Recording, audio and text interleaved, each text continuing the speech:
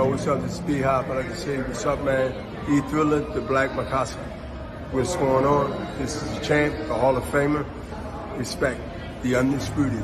Yeah. Are you not entertained? Are you not entertained?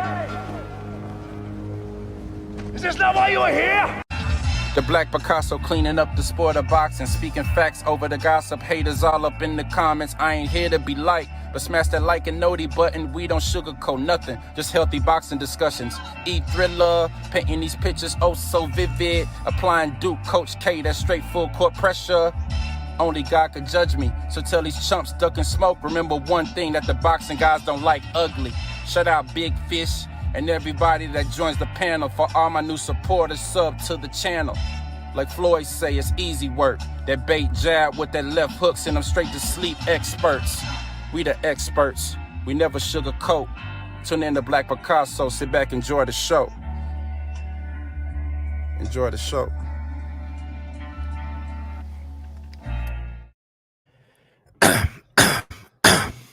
Now, before I get into what I'm about to get into, I just want to make sure that each and every last one of y'all hit that like or dislike button. And don't forget to put some Coach K Duke full court pressure on that sub button if you're new to the channel.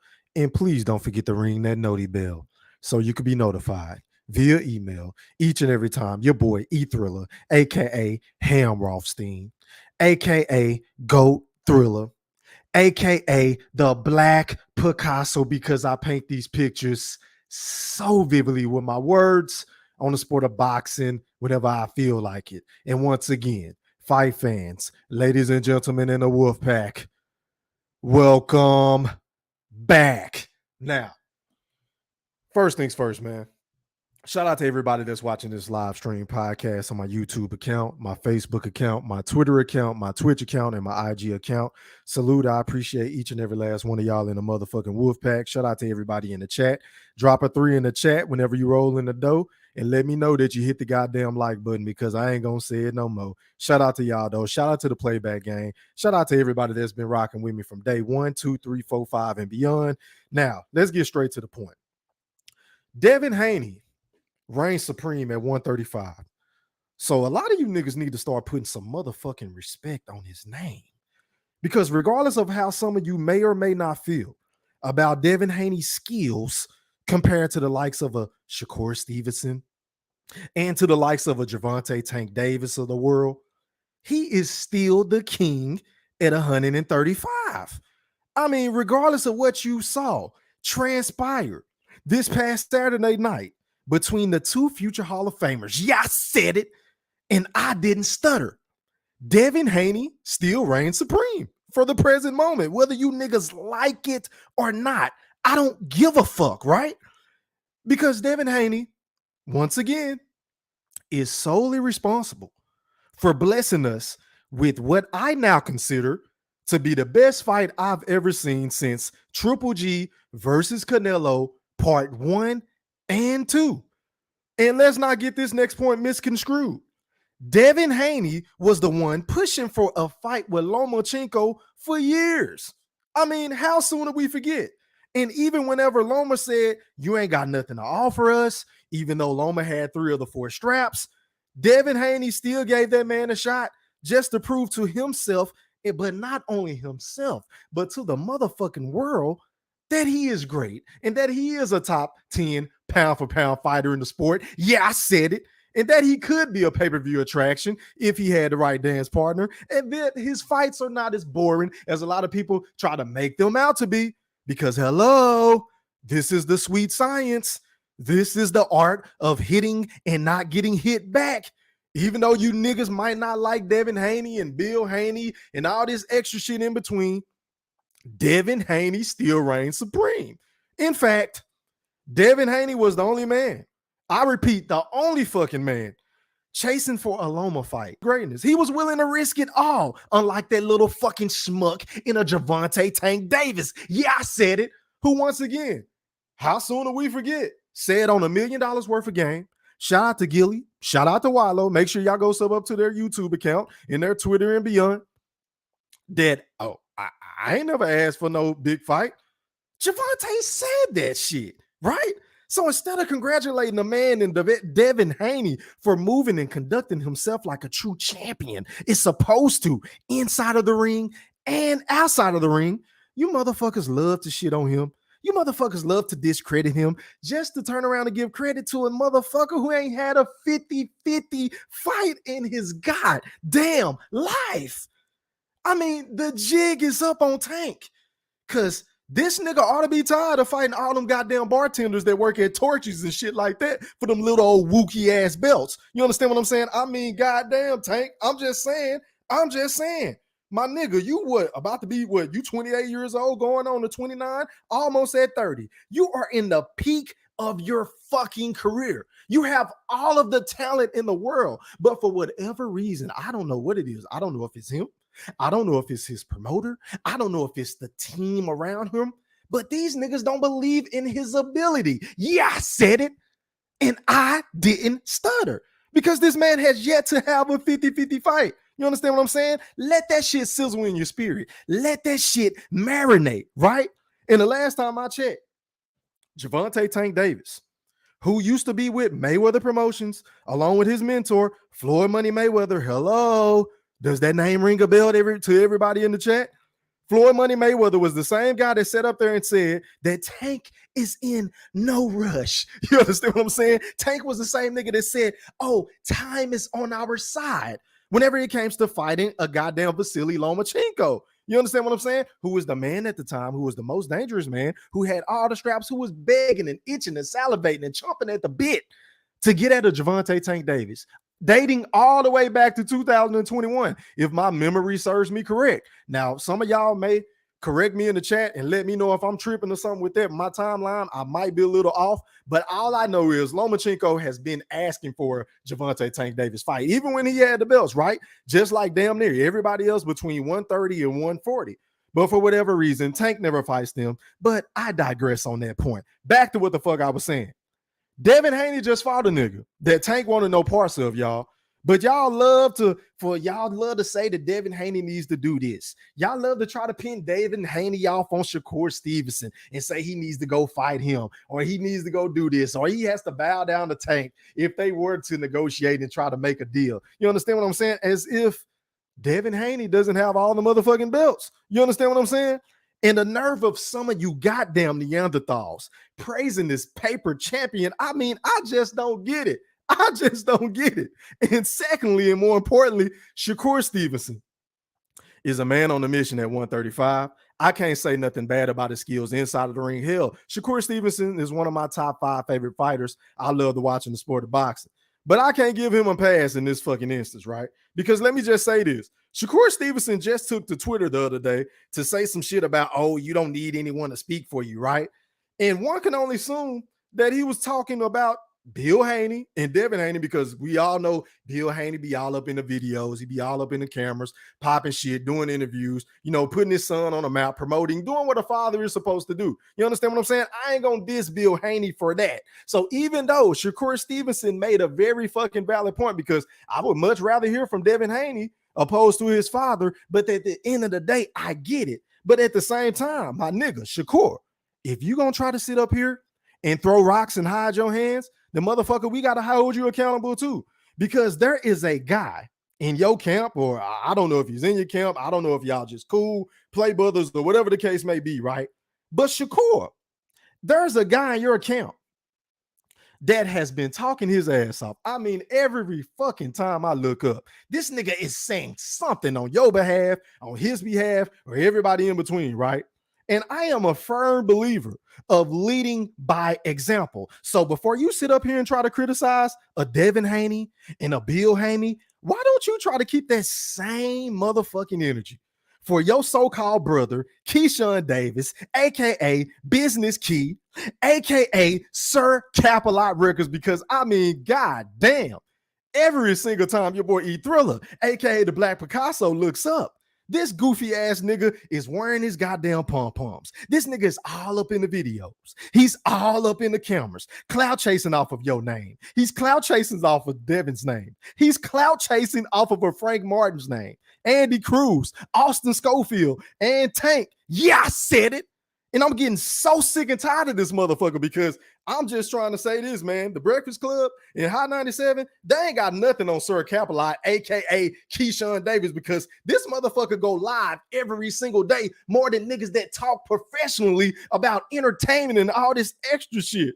So now I understand Business Key, aka Keyshawn, aka Sir Capelite Records, that you're trying to promote yourself, but I mean, god damn.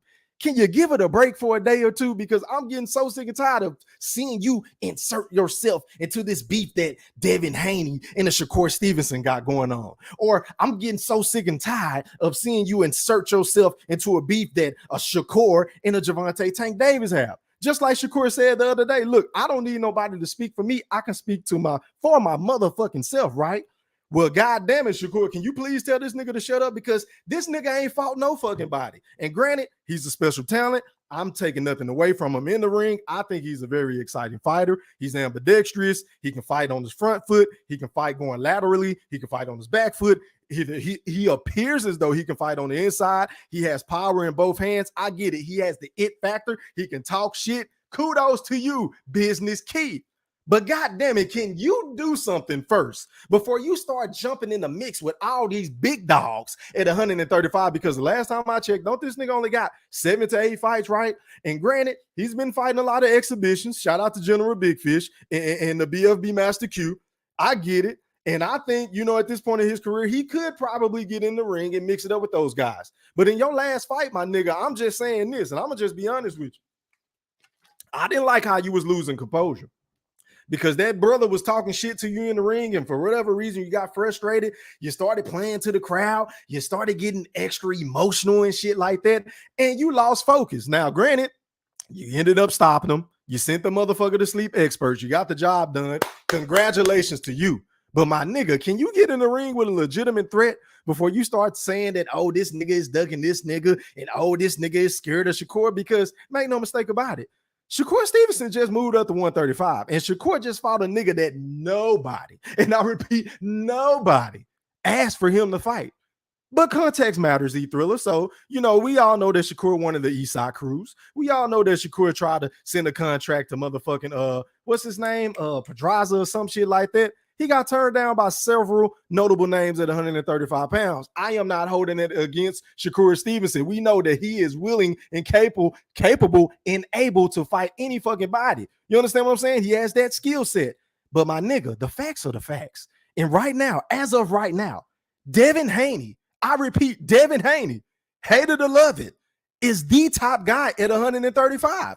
Fuck the pay-per-views. Fuck the ticket sales. Fuck all that goofy shit. Because a lot of you niggas love to talk about resume. Well, guess what Devin Haney has over everybody else at 135, outside of a Teofimo Lopez, who just moved up to 140 pounds. He has a Lomachenko win on his resume now, right? Now, a lot of people felt like he lost that fight this past Saturday. I am not here to argue with you, because to me, the fight was so fucking nip and tuck. It was so close. I can see how a lot of people would give it to Loma. Just like I can see how a lot of people would give it to Devin Haney, which is why I feel like it would be in Devin Haney's best interest to take a couple of months off, relax, kick your feet up. You got all the straps. You dare to be great. You did something that a fucking Javante Tank Davis didn't have the nuts to do. You got in the ring with one of the most dangerous boxers in the sport of boxing, right? And you came out on top. Granted, a lot of people felt like he lost. Once again, let me throw that in there for anybody that might be stumbling into the show, or if there's anybody that just now be new to my channel, make sure you hit that like button and sub up. But a lot of people felt like Devin Haney lost. Once again, I felt like it was a draw at the point of watching the fight, because I was watching it live. Emotions are running high. You really ain't scoring it. I ain't have no pen and pad in my hand, so I really wasn't scoring the fight. But what I did was, this past weekend, I went back and watched the fight for a second time.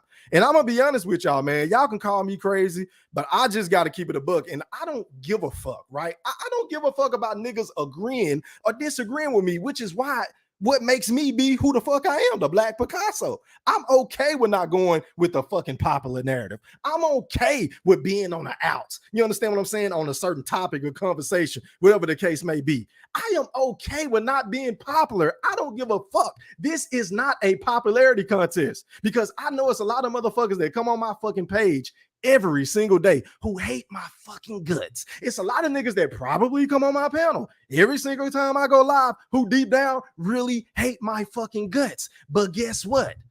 I hope you're sitting down for this shit. Guess what?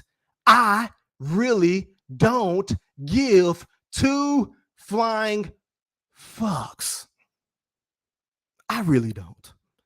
So I'm gonna say what the fuck everybody else is scared to say. I had that fight 8-4 for Devin Haney. And then I also went back and watched it again. And guess what? This is the crazy part about the shit. I had it 7-5 for Lomo. It just kind of depends, man, because there was a lot of swing rounds. There was a lot of action, early in the round where Devin Haney was controlling the fight, right? But then in the mix of that, you got Lomachenko, who at the time, whenever I watched it live initially, I felt like he was throwing flurries, but he wasn't landing shit. But shout out to Mosquito Spray, my big bro. He sent us a video earlier today or yesterday or whatever the case may be, showing the punches slowed down. And it looks like Lomachenko was landing a lot more punches than the CompuBox numbers gave him credit for. So I have to call a spade a spade. I ain't being biased. Hell, I really didn't have a dog in this race. Neither one of these niggas are one of my favorite fighters to watch. So I'm just calling the spade a spade. So this is for all you fucking Neanderthals that's been blowing on my page. And this ain't personal. I'm just talking my shit, right? But this is for all you niggas to say, oh, E-Thriller, why you keep lying for Devin Haney? Why you keep capping for Devin Haney? Oh, you must be on Devin Haney's payroll. Well, let me let you niggas know something. Hold on, let me turn my fucking fan. I don't know if you niggas know this about me or not, but I appreciate these fighters. I don't look up to them. Granted, I would love to interview every fucking boxer the sport of boxing has ever had. You understand what I'm saying? But at the end of the day, that's not why I'm here. I would much rather be on fucking air, popping my shit, and whenever I drop the link and let y'all come on the rock, and let y'all pop y'all shit, I'm perfectly fine with it. So I'm not in bed with none of these fighters. I'm not trying to be in their camps. I'm not trying to get interviews unless they want to come on and pop their shit just like everybody else, because y'all already know I have an open door policy. If you want to come on and pop your shit, you can. If not, fuck it. I ain't tripping. I'm not going to lose no sleep. So I don't know why. I don't know why y'all would think this anyway up until this point. I mean, my fucking resume speaks for itself, right? I don't have a track record of capping for any fucking fighter because I hold Terrence Crawford accountable, who is my favorite fighter. I've held Errol Spence accountable. I've held Canelo accountable, who is my second favorite fighter. Yeah, I said it. And I know a lot of you motherfuckers hate Canelo, but it is what it is. And rightfully so. I can see why a lot of motherfuckers don't like Canelo, man. They feel like he's entitled. They feel like the judges cheat for him. They feel like he ain't that good inside of the ring. They feel like he pick and choose his opponents. They feel like he didn't fight Demetrius Andrade and Jamal Charlo, and he fought Triple G the third time way too fucking late. I get all of the reasons for the Canelo hate. I do. I am not here to hold this motherfucker's hand or to clip his toenails. That's not my thing. So again, whenever I scored the fight the third time around, I had Lomachenko winning. So I say all that to say, look, Devin Haney, you ain't got to listen to me, bro, because I'm just a little old YouTuber is just giving my honest opinion on this situation as a fight fan. But I think you need to run this fight back, bro, because to me, it makes the most sense. And then, two, you got Tank, man. Let's be realistic. Tank is going through a situation, you understand what I'm saying, outside of boxing, right? And if we being realistic, based off of Gervonta Tanks Davis' resume and track record, what leads y'all to believe that he's really going to jump in the ring with a Devin Haney coming off of what he's going through right now? I wait. I will fucking wait. So realistically, we know that fight is not about to happen. And then I think I just heard Bob Arum saying some shit about, where the fighters are going to demand too much and we don't have enough to pay both of them. We got to let the fight marinate. So do I think that fight is about to happen next? Absolutely not, in my Floyd Money Mayweather voice. Fight ain't about to happen next, y'all. But let's talk about Shakur Stevenson, who is with Top Rank, right? But at the same time, if we being totally honest, does Shakur Stevenson deserve a shot over a rematch with a Vasily Lomachenko? I mean, I just don't know because the man only got one fucking fight at 135. Now, I'm not sitting up here saying for all you motherfuckers who love Shakur Stevenson just as much as I love Shakur inside of the ring, I'm not saying that the man ain't better than a Vasily Lomachenko because I got Shakur Stevenson defeating Devin Haney. Hell, as much as I get on Gervonta Tank Davis for not taking these big time fights and not never asking for a motherfucking 50-50 fight, guess what? Based off of what I seen this past Saturday, I got Gervonta Tank Davis sending Devin Haney to sleep experts. Facts, thrillers, facts. So I'm not on here hating on Tank. I'm just being real. I'm not on here hating on Shakur. I'm just being real. I'm giving you guys my honest opinion on the situation. And I feel like it would be in Devin Haney's best interest to go ahead and run it back with Vasily Lomachenko because what did he just make in his past fight?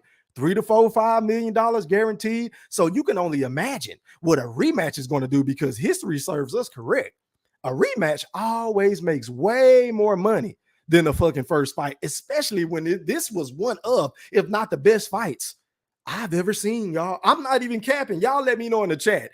Is Vasily Lomachenko versus Devin Haney an instant classic? Because I believe this is the best fight I've seen since Triple G and Canelo. Once again, parts 1 and 2. This fight is right up there. In fact, I feel like if I'm keeping it a buck, this fight was way harder to score because it was so much sweet science going on. Like you got dudes tucking their elbows here and pivoting there, and you know Haney keeping his hand up by his fucking left jaw so he won't get hit. And man, you got Vasily Lomachenko slightly scooting back to avoid the flush power shots to the body and to the torso and to the liver. I mean, it was a lot of fucking sweet science going on, ladies and gentlemen. I mean, we got to give for 1 second. Can we just stop saying that this shit was a robbery? Because we just need to appreciate what took place this past Saturday. So can we give a big old fucking round of applause for Bob Arum for making this goddamn fight? Can we give a big old round of applause for the champ, the nigga that y'all love to hate for reasons I don't know? A round of applause. And can we give Vasily Lomachenko, a guy who is 35 years of age, a guy that everybody claimed seemed like he lost a step against Jermaine Ortiz, came out and fought arguably one of the greatest fights known to man. Can we give these motherfuckers a hand clap instead of shitting on this fight, instead of saying that it was a robbery? Because once again, this fight was extremely close. So I'm not going to get mad at you for saying, E-Thriller, you a motherfucking idiot. How did you score this fight 8-4 the second time you watched it with the volume off? And I'm not going to get mad at another nigga for coming on the panel and saying, E-Thriller, you're tripping. How the fuck did you give the fight to Vasily Lomachenko 7 rounds to 5? I'm going to just put my hands up, listen to your points, and say, I get it. I understand where you're coming from, but I want these dudes to run it back. So Devin Haney, hey, my brother, do your thing, man. You have earned the right to call the shots, regardless of what these motherfucking imbeciles want to say. No matter how much they hate on you and your pop. Shout out to Bill Haney once again. You have earned the right to do what you want to do because, for one, you got the best resume at 135, hands down. There's no debating that, right? And then you got all the fucking belts. So really, if I'm Devin Haney, I'm in a position of power. I know a lot of people feel like Tank is running the show because he's a big pay-per-view star and he did 1.4 million allegedly with a Ryan Kardashian, oops, I mean Garcia, with his punk ass. So a lot of people feel like the PBC, along with the Gervonta Tank Davis, is in a position of power to call all the shots. But I beg to differ because, yeah, Tank might be the A side for now because we all know Tank does have a lot of options. He can fight Shakur. He can fight Eastside Cruz. He can fight a Roller Romero again at 140 for that fucking Wookiee belt that he just won. You understand what I'm saying? He can fight a Regis Prograis if he dares to be great. It's plenty of fights out there. A goddamn Frank Martin at 135. We know that's a PBC connection right there because he's with Man Down Promotions. Shout out to Earl Spence, right? It's a lot of big possibility fights out there. But the same goes for Devin Haney. Y'all niggas sitting up here and act like Devin Haney ain't got a lot of options either. This nigga can fight Shakur. He can fight Loma again. He can try to fight Tank. He can try to move up to 140 and fight Regis Prograis, Josh Taylor, Teofimo Lopez. We all know they've been having beef. They've been having words for I don't know how fucking long. And we all know Tio didn't really want to fight him, which is why he ended up fighting George Kambosos. So again, context matters. Whenever you guys criticize Devin Haney, let's not sit up here and act like this man wasn't pushing for the big fights for the people that was at 135 with all the belts at the time. These niggas just didn't want to fight him. You understand what I'm saying? So Devin Haney, if I was you, I wouldn't chase Tank Davis one bit, because once you start chasing the motherfucker, you lose all of your leverage.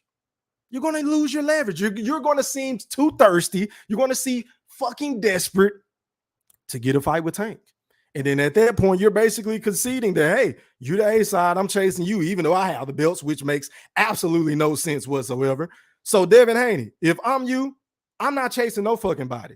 I'm the man at 135. I reign supreme. I got all the goddamn belts. You motherfuckers should be calling me out, not the other way around. But back to the comments I go. Let me check on my likes, man. Hi, man. I guess my likes adding up. Shout out to everybody in this bitch. Make sure you hit the like button as you pull up. Pretty please. I don't want to hurt nobody. Let me scroll up to the top, man. Let me scroll up to the top. All right, man. Let's get it. Let's get to it. What up to my nigga Young Money? Millie. What's popping, fam? He said, let's get it with his popcorn. He said, what's up, family? What's popping? How are you, kind sir? What up to GQ 1993? He said, salute. What's popping? What's good? What's shaking? What's happening? What's going on? What up to my brother Boxing Nerd 101 from Canada, man? He said, Goat Thriller, what's popping? How are you, kind sir? I would love to get your take on this situation, bro, because I know a lot of motherfuckers gonna disagree with me, but I don't give a fuck. I really don't. What up to Jason Odes in the building? He said, what's popping? E3? Hey, man, ain't nothing, man. Just popping this real shit. Letting these niggas know that they need to quit hating on Devin Haney. I mean, if you hate the man, just say the shit, bro. It's cool, because it's a lot of fighters in the sport of boxing today that I really don't like. Y'all already know, if y'all follow my channel, I'm perfectly fine on saying who I like and who I dislike. I don't like Ryan Kardashian. Oops, I meant Garcia with his capping ass. I despise Teofimo Lopez with every fucking organ and every fucking bone in my body. I can't stand him or his pops. I can't stand nothing about Teofimo Lopez, right? And I don't like the Charlo brothers. I'm perfectly fine with saying who I'm biased towards. You understand what I'm saying? It is what it is. What up, WJ? One of my day ones. He said, Devin got so many people in their feelings. It's pathetic. He beat Loma 8 rounds to 4. Deal with it. 100 emoji, fire emoji, 100 emoji. Hey, man, I'm not going to fuss. I'm not going to complain about that comment, because I feel like whenever I watched it the second time around, he won 8 rounds to 4 because he was the busier fighter. He was much more busier, in my personal opinion. And I gave him credit for all the phenomenal, body work. I feel like his body work didn't get enough credit from, all the fans that saying that he got washed or he didn't win 3 rounds and all this other extra shit, and Vasily Lomachenko got robbed. I don't see it. I just don't see it.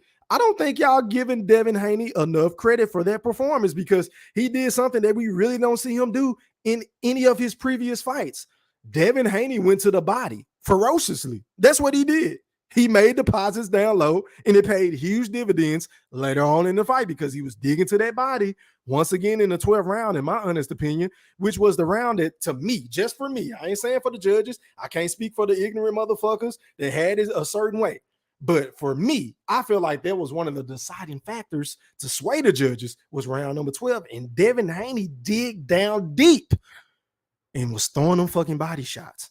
Phenomenal performance, but so was Lomachenko's. Hats off to both of those gentlemen. I can't take nothing. I want to see it again. I want to see it again at the end of this year. I really want to see that fight, and I think that fight is going to do numbers. As a matter of fact, I ain't had the time to check. So if anybody in the chat or anybody in the playback on Twitter, Facebook, YouTube, Twitch, and beyond, all the social media platforms, can y'all let me know how many pay-per-views this did?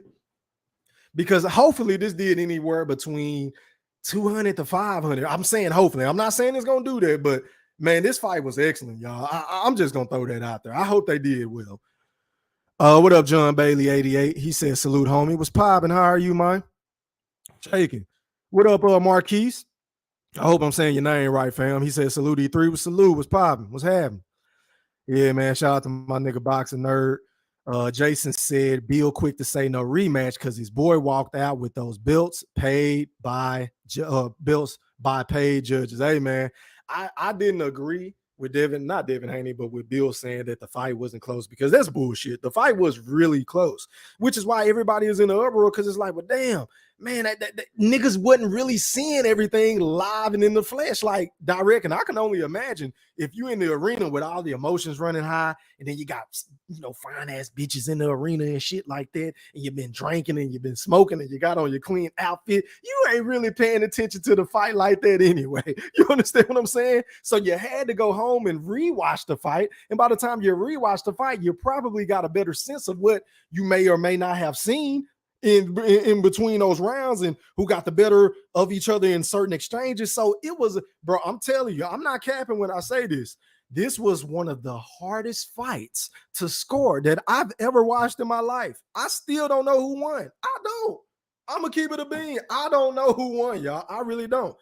Me personally, I had it a draw when I first watched the fight, but after I went back and watched it for a second and third time, one time I gave it to Haney, and then the third time I gave it to Lomo. I see it both ways, which is why I would have been cool with a draw. I would have been cool with a draw, because really, in that whole 12 rounds of fighting, there were only 2 dominant rounds by one particular fighter. It was round 10 and 11, and that was from Vasily Lomachenko. Vasily Lomachenko looked like he was about to get Devin Haney up out of there, because he caught him with a flush shot and a couple of combinations on the inside, dinking and donking and giving that nigga in and out movements, a la Manny Pacquiao style. Caught him upside the head with a left, caught him with an uppercut, caught him with a straight jab, had him looking like, where the fuck did he go? Because this nigga's moving around like a Tasmanian devil in a fucking ring. So Devin Haney looked like he was on the outs. He looked like he was waning. His goddamn fro was withering in the wind, and the sweat was all on Bill Haney's forehead and nose. You understand what I'm saying? Hats off to Lomachenko. But outside of that, all them other rounds was toss-ups. There were toss-ups. It is what it is. Jason also said Crawford is going to slay Spence. Hey, man, I told y'all on my last episode, and of course, once new information is presented, a man has every right to change his mind. Shout out to my big brother in real life, General Big Fish, who coined that phrase, right? I'm not going to speak on that fight until I hear it coming from both fighters. I'm not going to do it. I'll let y'all come on and talk about the shit, but I'm not going to engage in any of the banner that's been going on for the past 5 years. I'm tired of it. I just want to see the fight, and then I will be rejuvenated. You understand what I'm saying? And revitalized to talk about the big fight that we've all been begging to see. Shout out to my dog. Is that Stephen Brimley? I said, is that Stephen Brimley? Is that Stephen Brimley? Let me finish. Yeah, that nigga said, shout out to my broham E3. Let's chop up these fables. Hey, man, you know me, bro. You've been knowing me for an awfully long time. Whatever I say, man, I don't tell no stories, and I don't tell no fucking fables or fictitious or paint certain fucking narratives, because everything I say is painted so goddamn vividly. It's the truth. You niggas can accept it or you can't, or you don't. You understand what I'm saying? But shout out to my dog Brimley, man. Who else we got, man? What up, Runzo? Nebraska, stand up. Let's go, bud. Yeah, man. Shout out to the 402. Shout out to one of my home away from homes. Shout out to all my niggas in the blaster, man. Stand the motherfucker up. If that fight is to get made, y'all already know what time it is, bro. I've been saying it from the jump. I got Terrence Bud Crawford stopping Errol Spence with a body shot. He's going to sleep expert. It's going to be so ironic. It's going to be so fucking hilarious to see the look of disbeliefs on all of you fucking Earl sexuals' faces the night after the fucking fight is over. And I'm going to have a policy that night. I normally don't do this, but maybe I need to start turning on my shit. But I'm going to make every single nigga turn on their motherfucking camera the entire show. So whether Terrence Bud Crawford lose or whether he win or lose, I'm going to turn on my camera. If Errol Spence lose, y'all got to turn on y'all cameras. The whole fucking show. You got to face the music, man. But shout out to Runzo, man. I see you. What up to my boy Dunny? He said, salute E3. What's popping? How are you, kind sir? Jason also said that's why Spence got that farm going and his woman got him into real estate, part of the retirement plan. Hey, man, that's a great plan, though, bro. You know, investing in land and 401ks and shit like that. I ain't going to knock the man for being smart with his money. Shout out to Errol Spence, man. He doing his motherfucking thing. Oh, yeah, man, I appreciate y'all for hitting that 3 and hitting that goddamn like button. What up, Miss Mary? I see you. She said hi and I appreciate that kind, man. Jason said Haney won't have the belts long. Remember, I said that. Hey, and that's fair to say because I said it earlier. I think Devin Haney is going to lose to Javante, and I think he's going to lose to Shakur. Now, I could be wrong because I still think those fights are damn near 50-50. But if y'all had to bet money on it, I'm going to bet with Tank. And if I had to bet money on him going up against Shakur, I'm going to bet with Shakur. But all I'm saying is put some respect on his fucking name. This nigga has earned the right, and he's single-handedly right now, in my opinion. This is just my opinion. He's bringing back the sport of boxing because he's giving us what we want to see, which are fights heading into the ring. Damn, I don't know who's going to win this fight. I don't know who's going to win. Is Devin going to win? Is Loma going to win? He's giving us that type of shit. We've been begging for this type of shit from years from Tank, y'all. When is he going to give us a 50-50 fight? Because the Ryan Gardashi and Usman Garcia fight didn't cut the fucking mustard for me, for not for anybody that really know boxing. We all know it was a foregone conclusion that a Tank was going to knock him the fuck out. I mean, it was no secret about that. Fucking kidding me? What up to my brother, the General Big Fish in the building? He said, easy root Haney. Hey, man, call it what you want to call it, bro. But make no mistake about this. Regardless of if you listen to anything else or don't listen to anything else I say for the rest of this night, the one thing that cannot be negated is the fact that he has Vasily Lomachenko on his resume, and it was a W. Regardless of the controversy, regardless of if you felt like he lost, he has something that nobody else at 135 have on their resume. He has the best resume at 135, hands down, period. End of discussion. Hated to love it, Big Fish. Hated to love it. What up, Day-John? He said Terrence Crawford versus Errol Spence, July 29th. Hey, man, have the fighters posted this shit? As a matter of fact, let me look at my phone, man. Because I haven't seen them niggas post this shit. And I've been looking. And I've been searching. Hold on. Let me pull up Twitter, y'all. Hold on. If somebody can drop something in the chat. Okay, I see Mike Coppinger talking about Josh Taylor versus Teofimo Lopez. And then July 9th, you got Stanionis versus Virgil Ortiz. Ooh-wee. And then July 25th, you got Stephen Fulton versus Inoue. Ooh-wee. Some great fucking boxing coming on, y'all. Great fucking year of boxing. Hey, man, but I hope it's true, y'all. I hope it's true. Believe you me, I never wanted to be wrong so much in my damn life because I was one of the niggas on YouTube saying that this fight would never happen. I'm willing to admit that. I'm a man. I say when I'm wrong. GQ said he lost. He got his ass beat once you rewatch it in slow motion, but I respect him for taking the fight. Okay, that's fair to say. If you feel like Devin Haney got his ass kicked, hey, man, hats off to you, my brother. It is what it is. But let me ask you this, though, GQ. How many times have you watched the fight? Because I watched it 3 times, and I came up with 3 different outcomes. Let me know in the chat, bro. Runzel said Haney about to run out the division, and rightfully so. I mean, why not? You already been weight draining yourself. Now, granted, the big money fights are at 135, but Devin Haney been making some good money, man, ever since he been fighting. So is he really hard pressed for money? And do you really want to put yourself in a disadvantage by going up against Tank at 135 or Shakur at 135? Excuse me. Pardon me, who just moved up? Do you really want to do that? You understand what I'm saying? Don't you want to have all the fucking leverage? I'm just saying, bro. But that's a good point. I wouldn't be mad at him. But this is one I want to ask y'all in the chat. If Devin Haney were to move up to 140 without facing Tank and Shakur, will y'all call that a duck?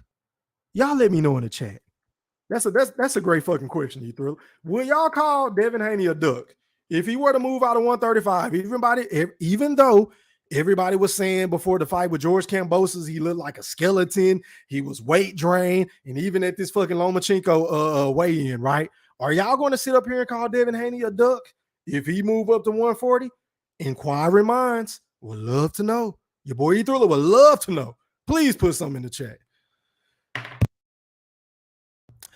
He said Crawford Spin. Okay, it's for real this time. Okay, well, did Earl and Bud post it? That's all I want to know. Did the fighters post the fight? And then I'm gonna be on board 100%. But I've been duped too many times, and I'm not gonna get fooled again. We have been hoodwinked, and we have been led astray. We didn't land on Plymouth Rock. Plymouth Rock landed on us. I ain't falling for the okie doke again, bro. I've been begging for this fight for I don't know how long. I've been begging for this fight longer than I've been begging motherfucking Jordan brand to drop the retro 17s with the briefcase. I'm just saying. So I'm just to the point now where, hey, if they come out, they come out. If not, fuck it. I'm just on to the next shoe, bro. That's where I'm at with this fight. He said, come on, E3 now. Haney is not impressive at all and doesn't have stamina. No one's beating Shakur. Okay, I mean, that's your personal opinion. I agree with you on the latter part. I feel like Shakur is the best at 135. But I'm not going to sit up here and say that he has stamina issues because I ain't never really seen Devin Haney get tired in a fight.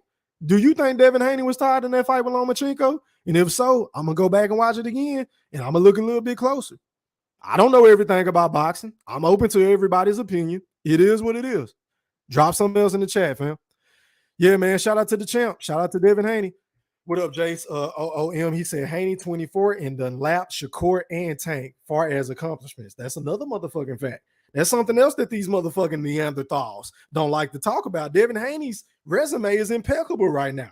Y'all can say what y'all want about him, but he clearly, which is why I titled this show the way that I titled it, at the present moment, he reigns supreme at 135.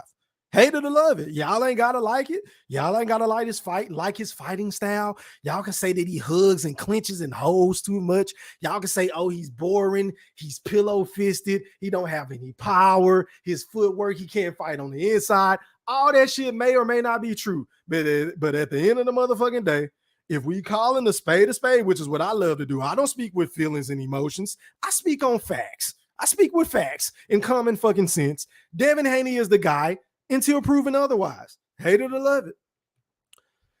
What up, X-Man? He said, salute E3 and the Woodpack was popping. How are you, kind sir? What up, BSMI 1361? He said, it's Floyd. What, fam? Drop something in the chat. He said, I still think Tank will stop Devin, but I'm still proud of how Devin is moving. Gotta respect it. Yeah, bro, he's conducting himself like the consummate professional. He's moving like a fucking champ is supposed to move. If Devin Haney moves how I want Gervonta Tank Davis to move.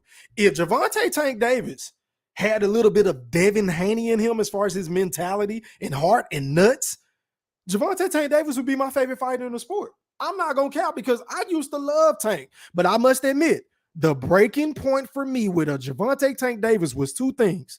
For one, going on $1 million worth of game and saying that, oh, I ain't never asked for no big fights. I ain't never went in Alan Floyd's office and Leonard Ellaby and said, hey, man, put me in the ring with a Devin Haney.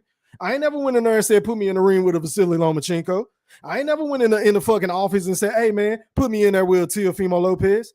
He said that. To me, that's unforgivable. I can't defend that shit. Now, y'all niggas who are the fucking tankies, as I love to call y'all, shout out to my nigga Stephen Brimley. He came up with the test, thirsty for Tank test. If y'all niggas want to be thirsty for Tank and defend him to no end, then have at it. Clip his toenails, give him a massage, take him to the motherfucking mall, buy him some jewelry, earrings, lokes, hats. We know he loved to wear hats and shoes and shit like that. Have at it. Do what y'all want to do, but I'm going to hold a nigga accountable. And then the second thing I didn't like with Tank is how he just continues to throw Floyd under the bus. Now, granted, Floyd is a shitty promoter. I will say that. But let's not sit up here and act like whenever Floyd got you your first and only real title shot, which you ended up winning, that you wasn't the same nigga that said Floyd tried to set you up to lose. How in the fuck does that happen? How do you get mad at your promoter for putting you in position to fight for a world title? For you to sit up here and say that Floyd is jealous, he wants me to lose, he's setting me up, he's a hater. Shit didn't make any sense to me.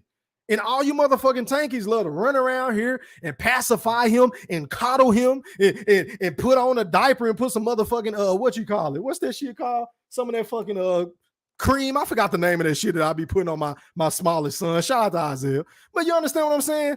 Putting that shit on his ass, man, making him feel good so he can stop bitching and moaning about getting a fight that he should have wanted in the first fucking place.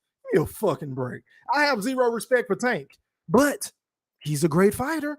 He's a great fighter. I'm not going to say that the man ain't got power. I'm not going to say that the man don't have skills. I'm not even going to say that the man doesn't have the it factor because he has all of that and in between.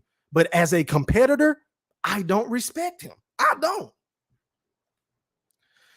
Shakur gonna knock out Haney. Damn, so you got Shakur stopping Devin Haney? I don't know about that, bro. Devin Haney seemed like he tough as nails. I think the only nigga that'll stop Devin Haney is Tank, bro, at 135. Because, I mean, we got to keep in mind that Shakur really ain't got no pop either. If we being honest, if we going to say Devin Haney ain't got no power, then it's easy for us to turn around on the flip side and play devil's advocate and say that the Shakur Stevenson ain't got a lot of power. The facts are the facts, bro. We got to keep it a buck straight down the middle on both sides. Shout out to both fighters, though. Hold on, y'all.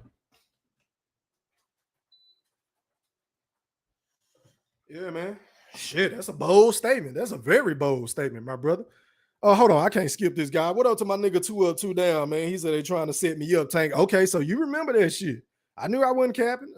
I'm glad somebody remember that shit. I knew it. I know I don't be lying.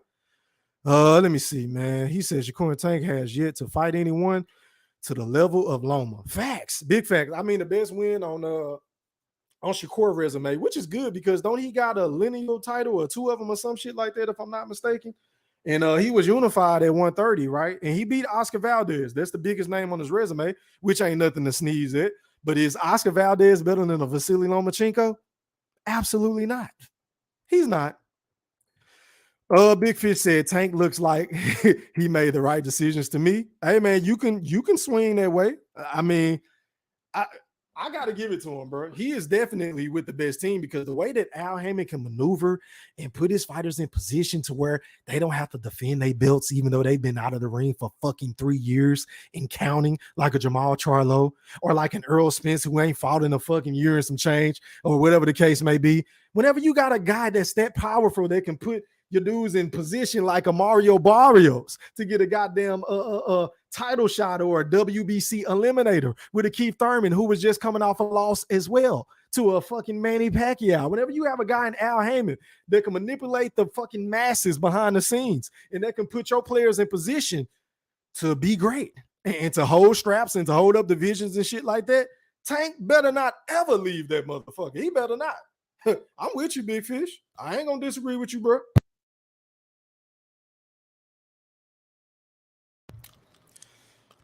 2 up, 2 down says Shakur should activate his mandatory if he really won't smoke. Until then, shut the fuck up. Good point. Good point. Good fucking point. Jason said Tank said he's dropping the belts if they try to force him to fight Haney, but Shakur is on a mission. He told Haney for now in the ring that he just won undisputed in, and Haney walked out the ring. That's a fact. I didn't like that. That wasn't a good look, bro.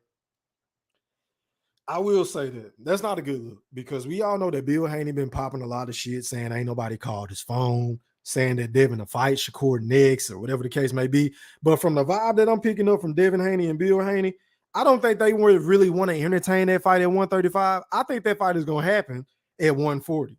I do. I could be wrong because once again, Devin Haney is a gangster. Devin Haney might say, fuck what you talking about, E-Thriller. You don't know shit about the sport of boxing. I'm going to drop my nuts on these niggas. I'm going to dare to be great, and I'm going to fight Shakur next. He just might do that. We never know. I mean, it's being rumored that he's already re-signed with Top Rank, only for him to come down and shoot that shit, come out rather, and shoot that shit down on Twitter and say, that's cap. I ain't re-signed nobody yet. I'm still a free agent. So we'll have to see where he goes with this shit with between Tank and Shakur. But for the most part, bro, he can call his shots. What up, Donnie? He said mega mouth. What up, Mr. Golden? He said, you Thriller, what's up, little bro? What's popping? How are you, kind sir? Who haven't I got? What up to Steel? He said, saludos from Nebraska. What's popping? Hey man, can y'all hit my like button? Can we get the likes up to 100? If you're in the chat and if you hadn't hit the like button, can you please hit the like button? Because y'all already know how I play. Once I get done popping my shit for Devin Haney, yeah, I said it. I'm going to drop the link and let y'all come on and rock. Whether you agree or disagree, it's cool. It's water under the bridge. We ain't going to take this shit personal. We going to keep it moving. Let me see, man. What up, Donnie? He said facts. It is what it is. Yeah, man. I mean, what I'm saying, I feel like it's facts, but, you know, might be somebody that disagree with it. Don Dollar said, I'm stumbling. I knew if it wasn't a robbery, then Haney got a gift decision. Okay. You feel like it was a gift. Okay. All right, man. But let me ask you this, Don Dada. How many times did you watch the fight, bro? How many times have you watched the fight? He said if he wasn't scoring it, then the story of the fight, Loma was clean. Okay. He said can't rewatch it and score with all these post-fight narratives. Why I can't? They don't, man. I've never heard nobody say that shit in my fucking life. Who are you, first of all? Who are you as a fight fan to tell another fight fan that I can't go back and rewatch a fight with a volume off multiple times to draw my own conclusion on what may or may not have happened in the midst of that fight? That doesn't make any fucking sense, bro. So essentially what you're saying, based off your logic, let's roll with that. You're saying E-Thriller and anybody else that come on the panel that, bro, y'all weren't even supposed to watch the fight again, even though it was a close fucking fight. We just supposed to say, hey, man, whatever happened the first time we saw the fight is what happened. Who the fuck does that, bro? Like even Timothy Bradley went it back and said that he had to rewatch the fight, and he was ringside. Andre Ward came out on the Stephen A. Smith show the other day and said that he had to go back and rewatch the fight, and it was a close fucking fight. It wasn't no rivalry. And these niggas are Hall of Famers. So who in the fuck is you to tell us that we can't rewatch a fight because there's narratives out there? Who gives a fuck? I don't know if you know this or not, but I don't give a fuck about what other people say about my personal opinions. I really don't. It is what it is. Salute to you, though. He said, don't time anyone out. But yeah, man, hey, if anybody timing somebody out, as a matter of fact, this is what I'm going to do. Because that's been happening a lot without me even knowing it, or people blocking people and shit like that. I'm going to just take everybody wrenches away, and I'm going to be the only motherfucker that can block a nigga, time a nigga out. That way, if you get blocked, then goddamn it, you know it's coming from E-Thriller, a.k.a. the Black Picasso. So I'm going to work on that tomorrow. Ain't nobody going to have a wrench. Don't take it personal. It is what it is. People keep timing people out. I don't know if you're butt dialing the motherfucker. I don't know if you're doing it to be petty because you disagree with what each other's saying in the chat. But y'all already know we don't rock like that in the Wolfpack. So allow everybody to speak, unless somebody disrespecting the ladies in the chat or somebody's mom or, you know, they children and shit like that. Let it rock. If they saying E-Thriller is a stupid motherfucker, you don't know what the fuck you talking about. You ugly this and you stupid that. Let them have at it. I don't care. Let them voice their opinion. Please don't block nobody. Pretty please. Let me see, man. Let me see. Who haven't I got?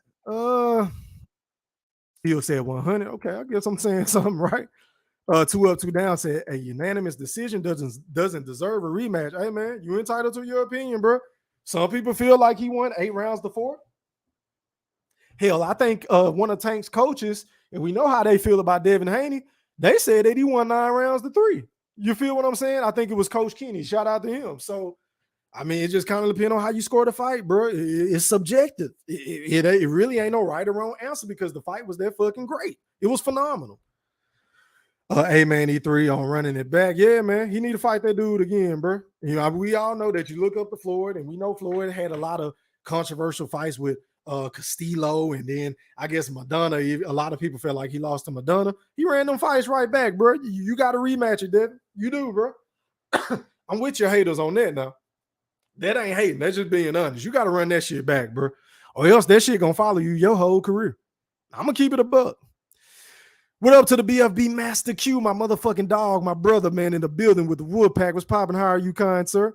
He said they should run it back. Yeah, man. I would love to see that fight. As a matter of fact, I would pay for the second fight. I didn't pay for this first fight, but if they run it back, I would pay for this second fight, bro. If the fight is listed at $60 again, I'm going to buy that fight. I'm going to buy it. I'm going to support them. Great fucking fight. All right, let me see. Who haven't I got before I drop this link? As a matter of fact, let me go ahead and drop this link because I feel like I've been rambling, and I know y'all want to come on and pop y'all shit and let me know why I'm stupid or why I'm stating facts. The link is in the chat. And before you click on that fucking link, let me go over the rules. Panel etiquette. Rule number 1, please turn on your camera. Rule number 2, please mute your audio until I properly introduce you. Rule number 3, you will have 5 minutes to speak. Uninterrupted time. I'm going to let you pop your shit. You can come on and say I'm a fucking idiot. I'm a Neanderthal. I'm an imbecile. I ain't going to say a fucking word. Right? Rule number 4, don't dominate the fucking show. Pretty please. Rule number 5, one of the most important rules on my panel. Do not mention any motherfucker on any other channel on my channel, especially if they're not here to defend themselves. Please don't do it because that can be classified as clout chasing and hating. And I have no reason to hate on nobody on YouTube that's doing a motherfucking thing. And rule number 6, please respect the host and my guests. Pretty please. I can't regurgitate that enough. Now, shout out to Loyal. I see you. You can turn your cam off if you want to, fam. Shout out to Boxing Nerd. Shout out to Brim. I got all y'all. All right, man. Going in the order. Okay. Shout out to my nigga BFB Master Q. You live on the chat of the Woodpack. I'll let me, fam. What's popping? You caught me off guard with that name, my brother. I didn't know who the fuck you were. Man, shout out, man. I'm listening, man. Good show, man. Hey, man, I ain't gonna lie, man. I think Devin Haney should run it back with Loma just because the win is not being respected, right? All the way to the point to where, you know, this fight here should have placed him solidly on the pound for pound list. But yet they rather put Fulton on the pound for pound list instead of Haney, you know. And it was a good fight, man. You know what I'm saying? Like I say, I don't know. I'll have to rewatch it again because I don't know. I've been seeing videos where they done slowed it down each round, and man, Loma was connecting a lot of times, but I don't know if I can go with it because I don't know if it was edited to just those certain parts or what. I don't know. I done watched this fight 5 times already, man. That's how good this fight was. I'm not gonna lie. But man, I'm gonna sit back and pass the mic. Wait on open panel.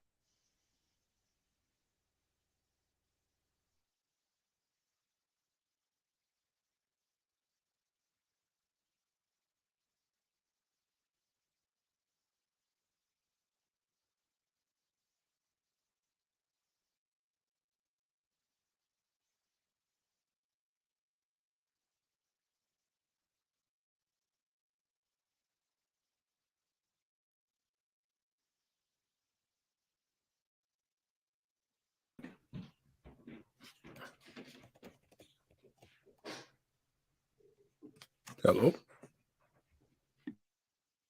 I don't know what happened.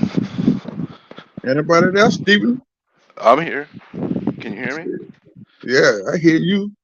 What happened? I see big fish on.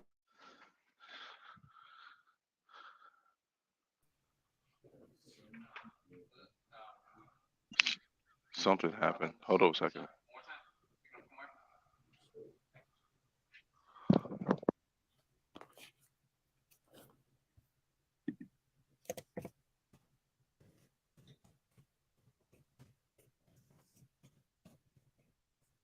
Thriller, everything okay?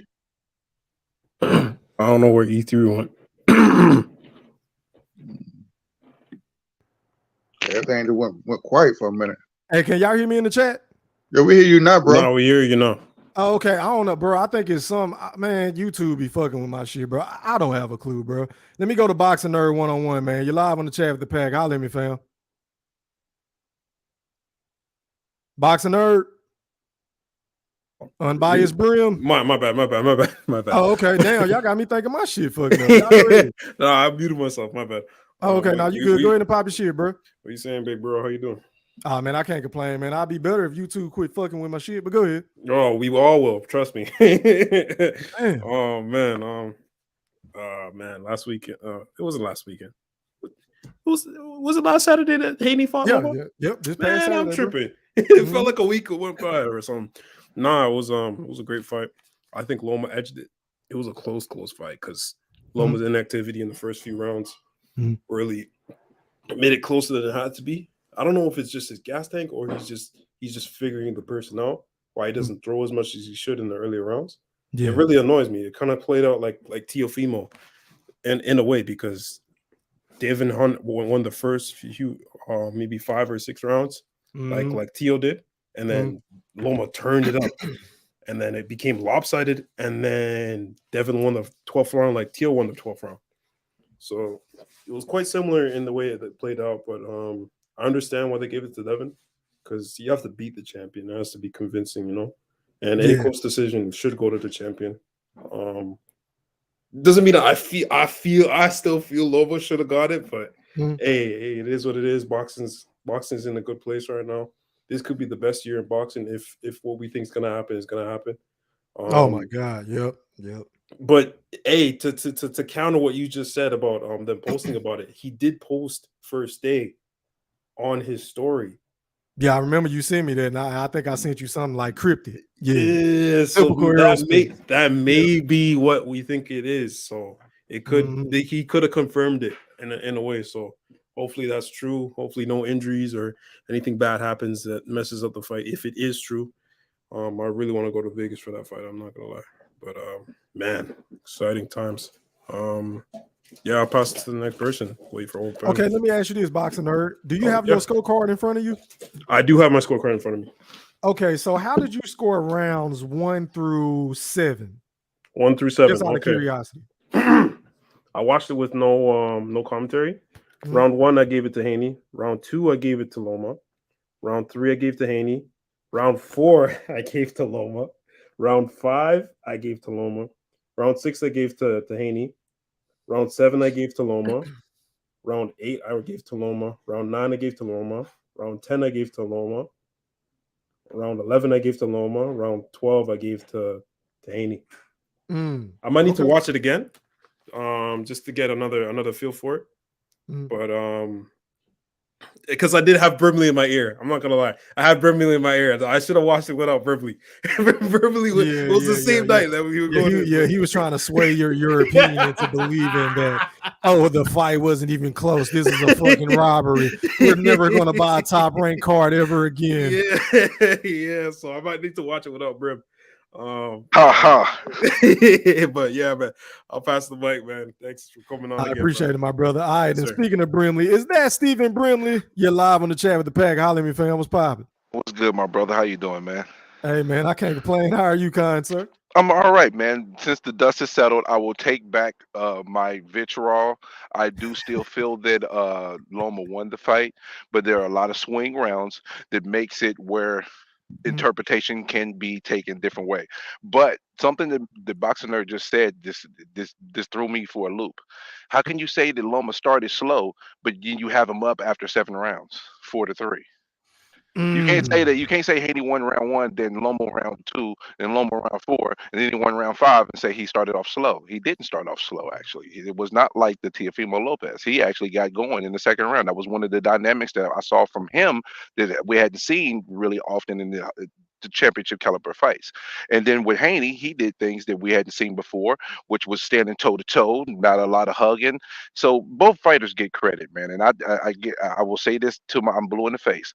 I don't want to take anything away from Devin Haney, because Devin Haney is a soldier. He's a warrior in the ring, and he deserves respect. The decision is not based on him. So, I'm not gonna have vitriol for Devin Haney, because Devin Haney is doing, like you said, Devin Haney is doing something that Tank isn't doing, fighting the person that we feel that may be able to beat him, and it's a 50-50 fight. So he is giving us that. Win, lose, or draw, he gave us that. He deserves the respect because of that. Even if you felt like he lost, and I do felt like he lost, but he was in there though. He was in that mix. He was in the mix. And didn't shy away from the content. No, he didn't. And even though on the second watch, I scored a 7-5 Loma, I still got to give Haney respect. Even though I don't feel like he won the fight, he deserves the respect. And it ain't too much I can add to that other than that. But it would be great if they ran it back. I think it would be the most lucrative fight. I mean, because, it's a bad thing that a lot of us thought he lost. But in the same token, it can be good, too, because the rewatch has been crazy. I bet you it's probably one of the most rewatched fights in modern history, right? Because I think it's going to garner a lot more money and a lot more eyes on the fight, because it was such a huge controversy. I think it might work in their favor. I stated that earlier, bro. That second pay-per-view might do some real good numbers, bro. I can't disagree with you. I hope the pay-per-view did well. I hope it at least did 250K. And again, people was giving see, the thing is the communication in regards to Devin Haney when he pushed Loma, people are saying he's the bad guy now. And I think he's trying to embrace the villain role. But the truth of the matter is Devin Haney is not a villain. He's a good kid. He's a good young man. You know what I mean? Yeah. He goes out, he does the sport the right way, So it's going to be difficult for him to be the bad guy necessarily, because it's not really his personality. His personality is not really a bad guy, but he may have to embrace it just to get the pay-per-view sales, Why not? But but it's going to be kind of hard for him, because his natural personality is not a bad guy. He's not a bad guy at all, But I mean, because he pushed Loma, which I felt like people were making too big of a deal out of that. I felt like that was when did we become so soft? Didn't nobody have a problem whenever Canelo pushed Caleb Plant and then clocked him in the goddamn eye and had a scar on his face? I said that some people said did nobody have a problem with that, right? Yeah, some people said they had a problem with it, but I mean that's neither. But it wasn't to the point to where they're gonna fine Canelo. Can I Can I put my 2 cents in it for a second? Absolutely. Yeah, go ahead, Moxie. It was just because it was at the weigh-in and they weren't as strong as they usually would have been. Whereas that was the Canelo tap slap was at the press conference where they were fully hydrated. So it could have been a worse situation where Loma could have got injured. That's why everybody was so sensitive about it. Just to give you a train of thought. I still disagree because, okay, for example, what about Terrence Crawford and fucking Jose Benavidez? Oh, good. That's he almost knocked his goddamn chin off. I see you, Doug. Right? That's a 10-8 round. That's complaining about that, right? Hey, that's a knockdown. All the point of hyping up the fight, right? That's a knockdown. I mean, they just being totally unfair to Devin Haney, man. But go ahead, bro. Yeah, to me it was really boxing 101, pretty much. I mean, but I'll finish off with this. Is Devin Haney? I would appreciate it if everybody did not give him vitriol. We can have issues with the judges, but it doesn't warrant us to disrespect Devin Haney when he's doing what some of the fighters are not doing. Let's hold Tank to the fire like we're holding Haney to the fire, because at least Haney is giving us 50-50 fights. That's my story, and I'm sticking to it. I appreciate that, Brim. All right, going out to Mr. Maceo. You're live on the chat with the pack. Holler at me, sir. What's poppin'? What's up, fellas? How y'all doing tonight? Hey, man, I need a little bit more energy, kind sir. What's Conspiracy Golden.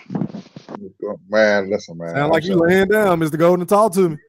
Nah, I'm just relaxing, bro. Listen to all the bullshit coming from Steven and Boston Nerd and all of I don't know what the fuck y'all been looking at.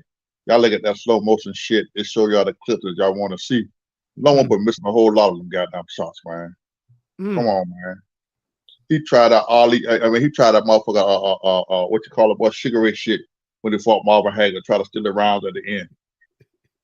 A whole lot of that shit. You can see he was missing a whole lot of them punches, man. He was missing the fuck out of them. And when they play back that shit, they want to show you what they want to show when Loma hit. But Devin was busting his ass up. They've both been doing a good job. And I ain't gonna take that away. It's a good fight now. You know, I really at one point I thought Loma was whooping his ass. You feel me? And I thought he was gonna stop him. And you look at it, Loma fell off. You know. Now I understand how the hell he get Devin that 10th round with Devin on the score, hit the man twice. Then they had one round, they said Loma ain't even hit Devin at all. That was bullshit. You know? But at the end of the day, I still say Devin tweaked it out. You know, that 12th round to me, it was give Devin a fight. I had it tied even going into the 12th round.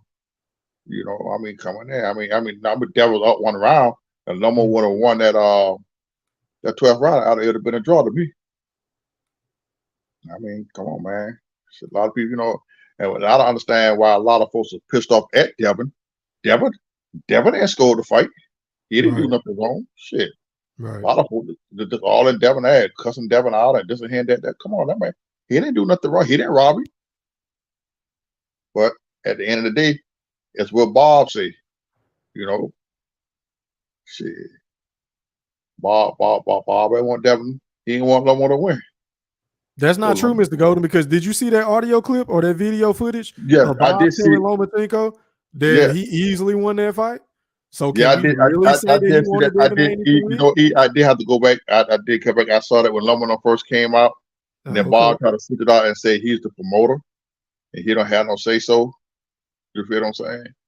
But at the end of the day, then he came out with the bullshit that Devin's resigned with Bob and Devin said he ain't signed shit. Right. You feel me? I mean, they try to come out and say he signed with Top Rank 2 days before. I was thinking, me personally, I was thinking that, hey, because I don't know, one time they were talking about signing back with him. I thought he did, you know. I think that's why Bob Ryder's like, Lomachenko was on his way out the door, so he needed a motherfucking good young prospect that can carry the fight on. But hey, if he ain't signed back with him, Eddie Atlas. Huh? Yeah, no, I was talking to Mosquito. Yeah, you can't roll with that narrative no more, Mr. Gold. Yeah, no, you can't run with that shit no more, you know. At the end of the day, the best man won. You know, I'm from the old school. You really got to really beat the champion. That's how they did it back in the other day. You ain't really beat his ass, You ain't getting them titles, man. I mean, shit. Loma had a chance to do it. If he came out like he came out in the 11th round, that was it. But he didn't. He let Devin put that body work on his ass in the 11th round and the 12th round and did what he had to do. That was it. Now I don't agree with that 16-12 and shit. Hell no. No. I'm gonna go ahead and pass the mic. I want to see what Big Fish got to say. I wonder what Quentin when that he dropped off in it. Yeah, I think he dropped off. It looked like he was at work or some shit. He'll pull back up though. I'm pretty sure. Oh, okay. I want to see kind of bullshit Big Fish got to say. All right, man. I think Moolah was next. You're live on the chat with the pack. Holler at me out. Moolah was popping, bro. What's going on, fellas? Can y'all hear me? Yes, sir. How are you? I'm good, man. First of all, man, I just want to apologize, man, because sometimes I do be falling asleep, man, and my baby boy be grabbing the phone, man. He be blocking people and shit. So I ain't gonna be tripping when you take my wrench, E3. That's my bag. I want to apologize for that, man. I'm gonna just take everybody wrench, bro. Because in the past we had no, man, because you know I don't be doing that shit on purpose. I don't be doing that shit on purpose, bro. My 2-year-old, he bad in the motherfucker, man. No, you cool. But on the first watch, man, I was buzzing a little bit. I thought Loma won. And then I went and watched it back, man.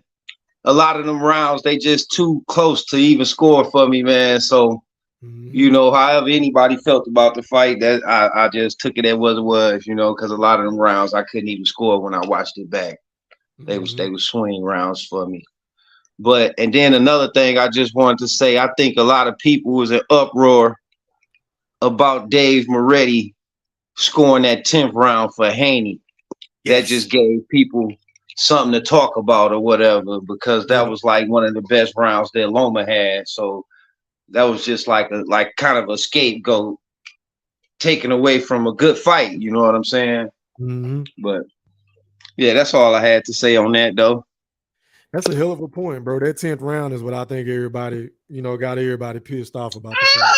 That's a hell of a point.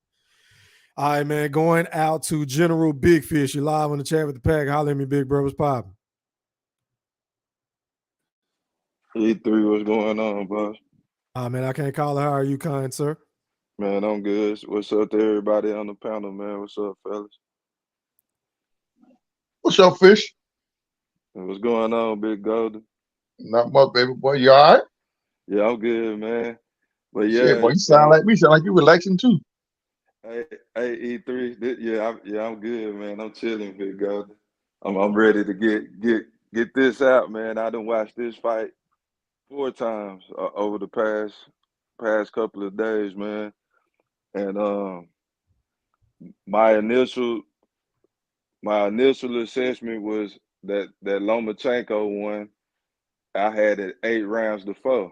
That was my first assessment. Then I went back and looked at it again, and it was like, man, like I see, you know, how you could give it to Haney on some certain rounds or whatever.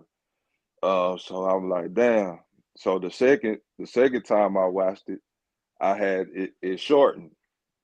Then the last time I watched it, I'm like, man, like this shit could be a fucking draw. Right? So, but then I went like how everybody judge fights differently. I know I don't see everything that you see, Thriller, anybody on the panel, anybody listening. So my main thing is the basic. When I'm watching the fight live, my adrenaline pumping. I'm rooting for a particular fighter. You know, everybody who watching the fight, most of the time you're not neutral. You have some type of want to win because of a bet. That's your favorite fighter, whatever. You hate the fighter, whatever the case may be. So my emotion was on Lomachenko's side because I had a bet on him. I wanted him to win. But at the same time, if I recognize a loss, I'm a man of my word. I'm gonna be like, man, he lost. I'm not gonna just say the fighter won because that's my favorite fighter or whatever. I'm gonna admit you got your ass kicked. So that night, I didn't think Lomachenko got his ass kicked when I went back and watched the replay because I didn't get to see the whole fight, you know, live. So on the replay, I watched it. I'm like, man, Lomachenko won this fight. So, but anyway, I was counting punches. So when I started going back and watching more and more, I started looking at, how Lomachenko from the gate controlled the pace of the fight. He wasn't landing a lot of punches, but he was making Haney real uncomfortable. And that was from start to finish. The only thing I think that what I don't like about Canelo, Lomachenko does this as well. He fights in spurts. So he Right. take a lot of the rounds off. So I Yep. think that's especially why he lost round 12. So long story, midget, bro. I'm like this. I can accept the draw, but I can't accept Haney winning that fight because of the pace, and neither one of them, like Haney was getting body shots, but he really couldn't get through to up top. And on the other side, on the other end of the coin, Lomachenko was getting up top and upstairs, E3. And he threw way more punches. So that meant he was the more active, puncher. He was taking more risks and more chances to, get him up out of there. Haney Right. played it safe. He didn't know what to do at times, especially that 9 through 11, man. I thought he was gone, bro. So I really got Lomachenko winning by, a slim margin, but I can't see no 8. I hear crazy people talking about 8-4 for Haney. Like, come on, Yeah. bro. But Yeah. that's all I got. I'm gonna pass the mic. Already, man. All right, going out to Dub Right Side. You live on the chat with the pack. Holler me, man. What's popping, bro? Man, first things first, man. E Thriller, man. Appreciate you having me on. Shout out to everybody on the panel. You know what I'm saying? Much love to everybody. Hey, man, it was a good fight. And the thing that I think people that, regardless of how you scored the fight, first things first, we got to give both of these fighters credit. This was a true 50-50 fight. It was a dog fight. And regardless of how you scored it, it was something that the fans, this is a fight we needed. We needed to see this fight. Now, if you want to be mad at how the judges scored it, I ain't got no problem with it. I ain't got no problem. I done watched this fight 4 times myself. The first time I watched it, I actually had an 8 Devin. I went back and I've watched it since, and I end up having the 7-5 Dev. You know what I'm saying? If I'm biased, y'all can tell me that, but it is what it is. I thought that there were so many swing rounds in there that if it was 7-5 either way or draw either way, I wouldn't be mad at how you scored it because it was just such a close fight. It was such a good fight. You know what I mean? And I was one of the individuals who thought that Devin was going to wash. I thought he would make this fight. I said from the beginning, I thought it would be a tough fight, but he would make it look easy. He wasn't able to make this fight look easy. And shout out to Lomachenko for coming out and really, I'm not going to say having a resurgence because he's always been that type of fighter. He's always been that dog. He's always shown that he has grit. But at the same time, when I go back and look, man, there were so many times. If I look at headshots, you know what I'm saying? I'm going to get a fight to Loma. If I look at total body of work, I had to give it to Devin. The body work was there.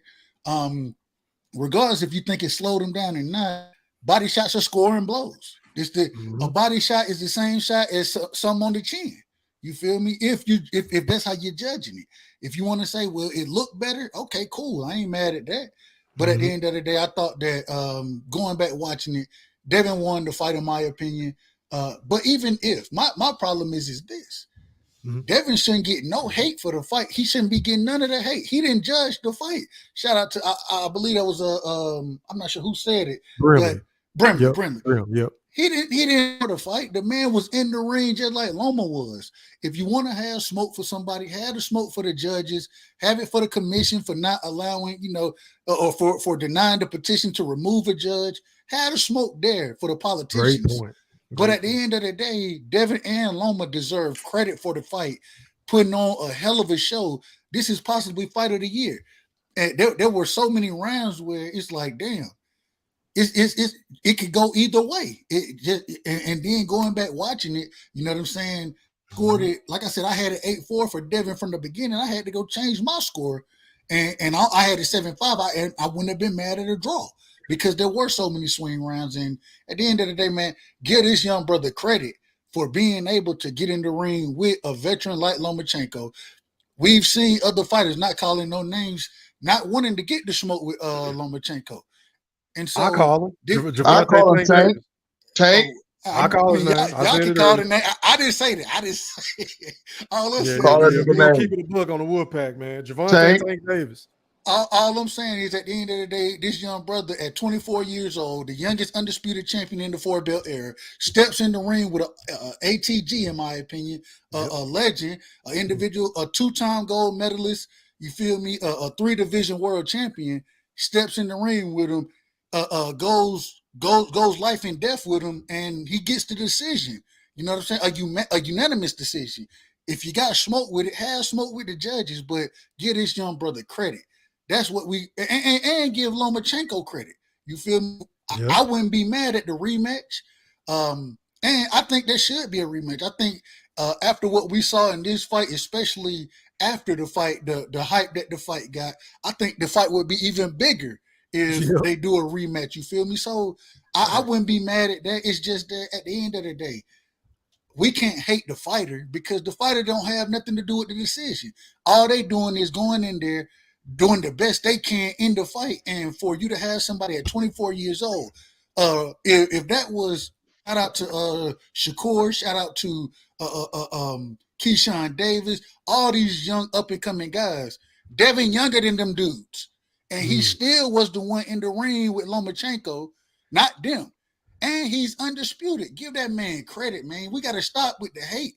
Give his brother credit because he's doing things that other fighters aren't trying to do.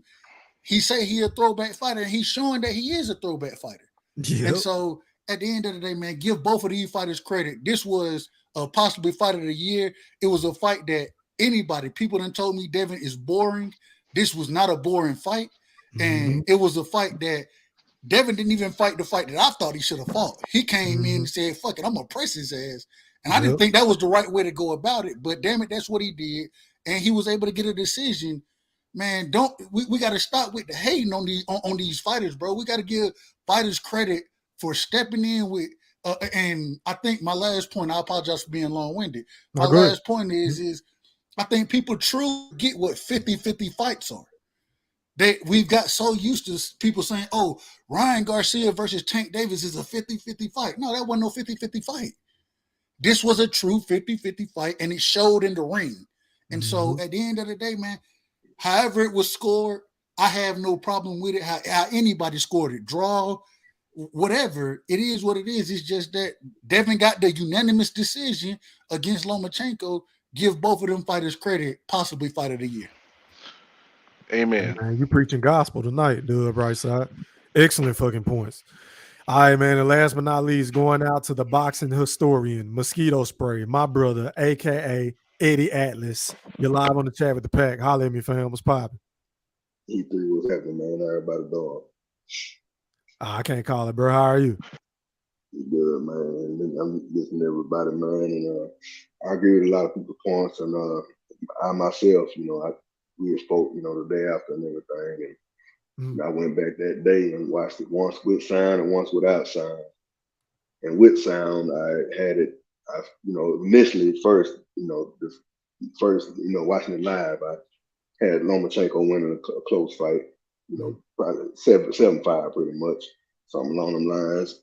At the best, and at the best, a draw for Haney, then I went back with sound and watched it, the next day. I had it 7-5 for Haney or a draw. Then I watched it without sound. I had it 7-5 for Lomachenko or, a draw.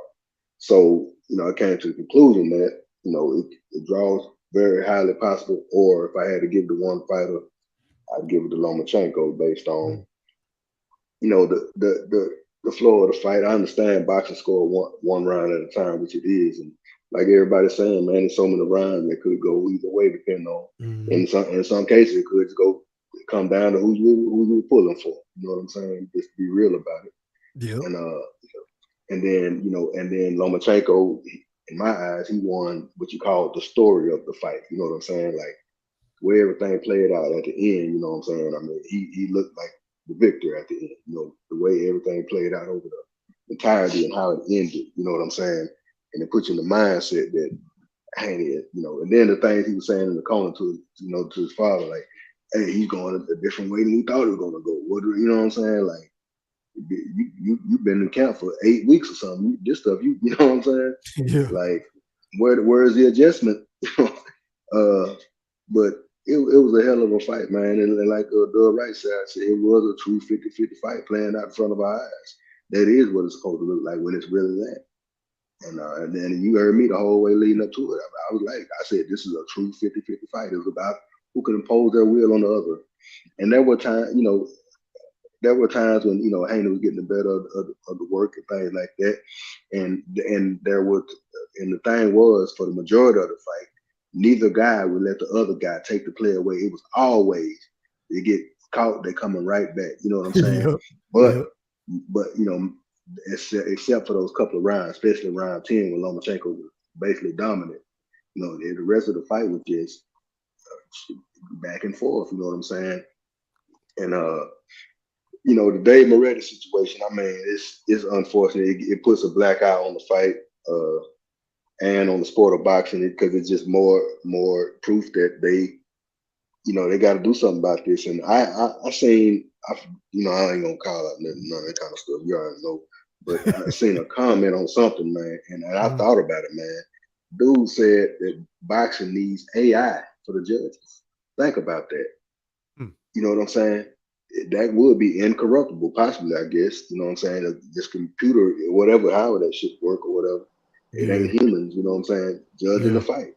That could possibly work. Just the two fighters and the referee, the only humans involved. And the timekeeper, I guess. But maybe that is an option to try out, you know what I'm saying? Because somebody else saying, oh, we need open scoring. I don't like that, because what that does, because they actually announce the scores every 3 rounds, and that could put a fight, say if it is a judge tripping, like when Canelo fought Austin Trout, for instance. That was a close fight until Canelo scored that right hand knockdown. One judge after 9 rounds had it 90-81 for Canelo. So when Austin Trout's hearing that, that's gonna make him fight change his game plan. Right. Fight a different fight. So I don't think that's a solution either. But maybe AI is something they could try. But as far as going forward, man, I do think they need a rematch. Just like Mayweather and Castillo, just like Ward and Kovalov. You know what I'm saying? You need to come back and do that again, man. You know what I'm saying? You got to. You got to, man. It's gonna be an asterisk on his career, man. I mean, it'll say he got a victory over Lomachenko, but the people speak, man. The people know. You know what I'm saying? Like, that ain't gonna stand if you don't go back and, because I mean, it's some people that it could have went either way, but the majority of what I'm saying here, man, you know what I'm saying? It's a lot of damn folks saying Lomachenko won that fight. Yep, that's a fact. And Haney, just like to this day, you got people that they'll throw up their screenshot of Harold Letterman's scorecard with Mayweather Castillo. You know what I'm saying? It's gonna be the same shit if Haney, but Mayweather came back and made it more decisive in the second fight. Haney got to do that too, man.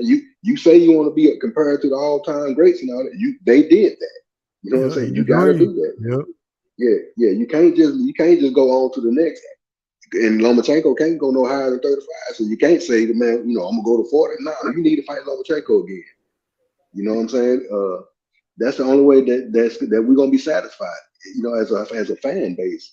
You know what I'm saying? Yeah, some people are cool with what they're saying in the result because they root for Haney or whatever.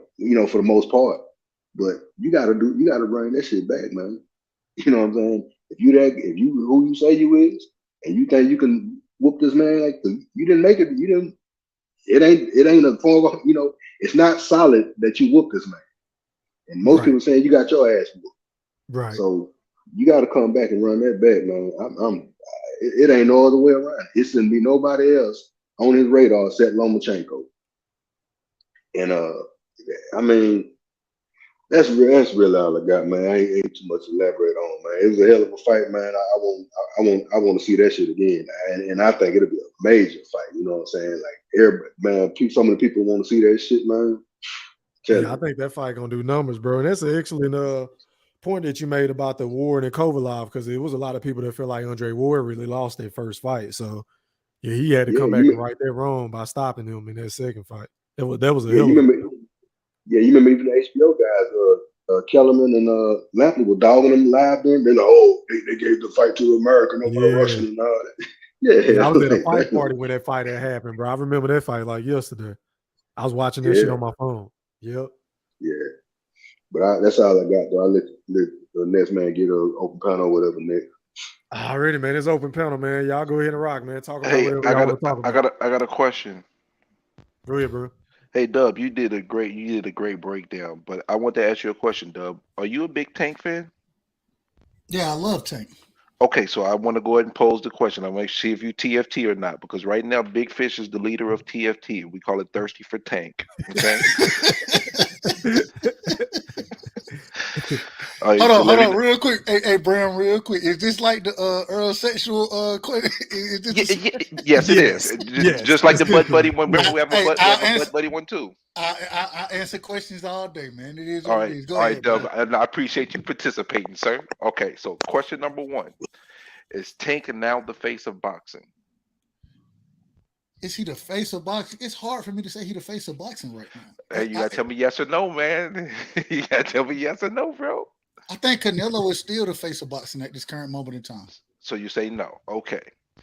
Is it a fact already that Tank is the best at 135? No, that's not a fact. Tank never ducked Loma, right? Tank did duck Loma. Stop Do you the count? test. Stop. Be quiet, Big Fish. Be quiet, Big Fish. It's not your time, sir. Do you count his titles? He's a one division champion. So you only count one of his titles. I mean, if you want to give me the regular belts for the, I mean, you could give me that, but do you count them though? Do you count? I do not. I don't count them. No, I don't. Okay, got you. Does Tank have a better resume than Haney and Crawford? He does. No, he doesn't. Has Tank ever been in a 50-50 fight? No. If Tank's career ended today, would he be a Hall of Famer?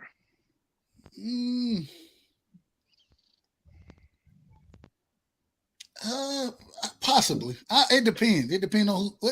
Possibly. I can't say he's not. I can't say he's not, but I can't say he is. Okay, I'm gonna accept that answer, and the reason why I'm gonna accept that answer because you do not qualify for the bonus question for the TFT test. You do not qualify as thirsty for Tank, so you're very dry. Your score is 13%. Okay, so you're nowhere near thirsty for Tank, sir. Yeah, he's Thank not a you Tank for participating. for sure. No, I love Tank. I think Tank is a hell of a fighter. Yeah, you just like Tank. You're not thirsty for him though. You just like him. You're not Big Fish. You know, Big Fish is in the Basically, you're not super biased for Tank. You got meaningless questions on the test, man. Like, no, stop it, Big Fish. They wouldn't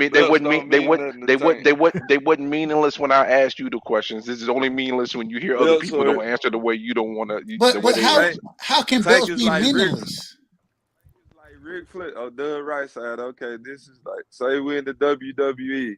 Ric Flair don't have no belt, but everybody fucking coming to see Ric Flair in the main event, even though he ain't got no fucking belt. That belt don't mean shit. Tank Davis done built his name up. That shit is irrelevant. So Tank Davis versus Lomachenko will be bigger than fucking Devin Haney and Shakur. Tank I agree with that. With any three of the fighters, Tank Davis involved is the biggest fight of the three. So that's what I mean.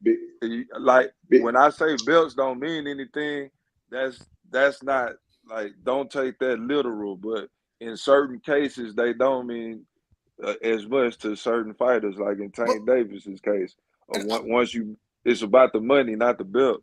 I agree with that. It's just that at the end of the day, as long as I didn't watch boxing, as long as I done been a fan of the sport, belts have always meant something.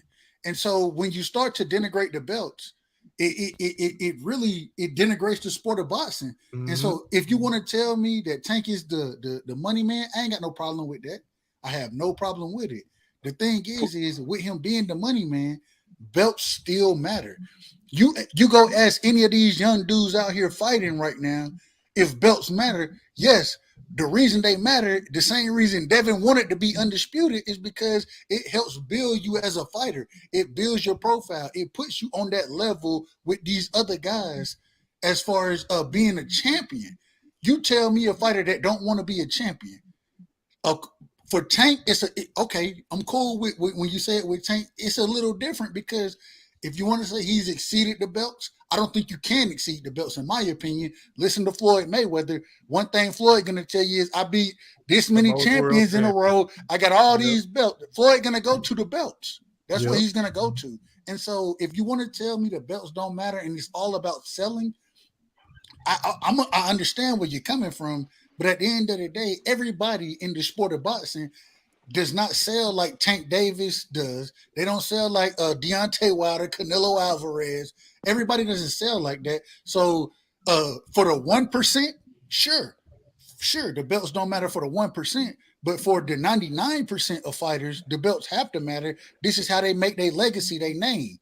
And so it's just interesting when we start to take one fighter and then say that, well, the belts don't matter no more. Well, then we sit here and we eliminated a ton of these dudes who looking to be champions in the sport, who came up as kids to be a champion. So if we're talking Tank, I understand where you're coming from. I just think that the belts have to mean something if we're gonna say that's almost like saying the NBA championship don't mean nothing. If you can dunk on everybody, if you can dunk and you can be flashy, shit, you the goods. No, it don't work that way. The right side basketball don't correlate, or NBA basketball championship don't correlate because but the WWE does. Come on.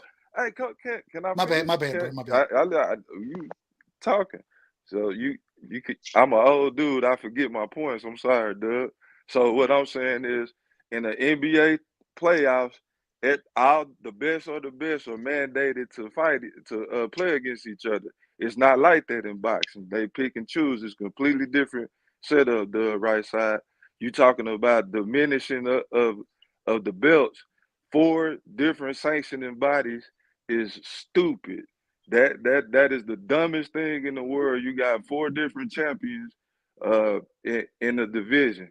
You know, it's sometimes 3 different champions that won't never fight each other. They always fighting mandatories. That those belts are diminished in that manner.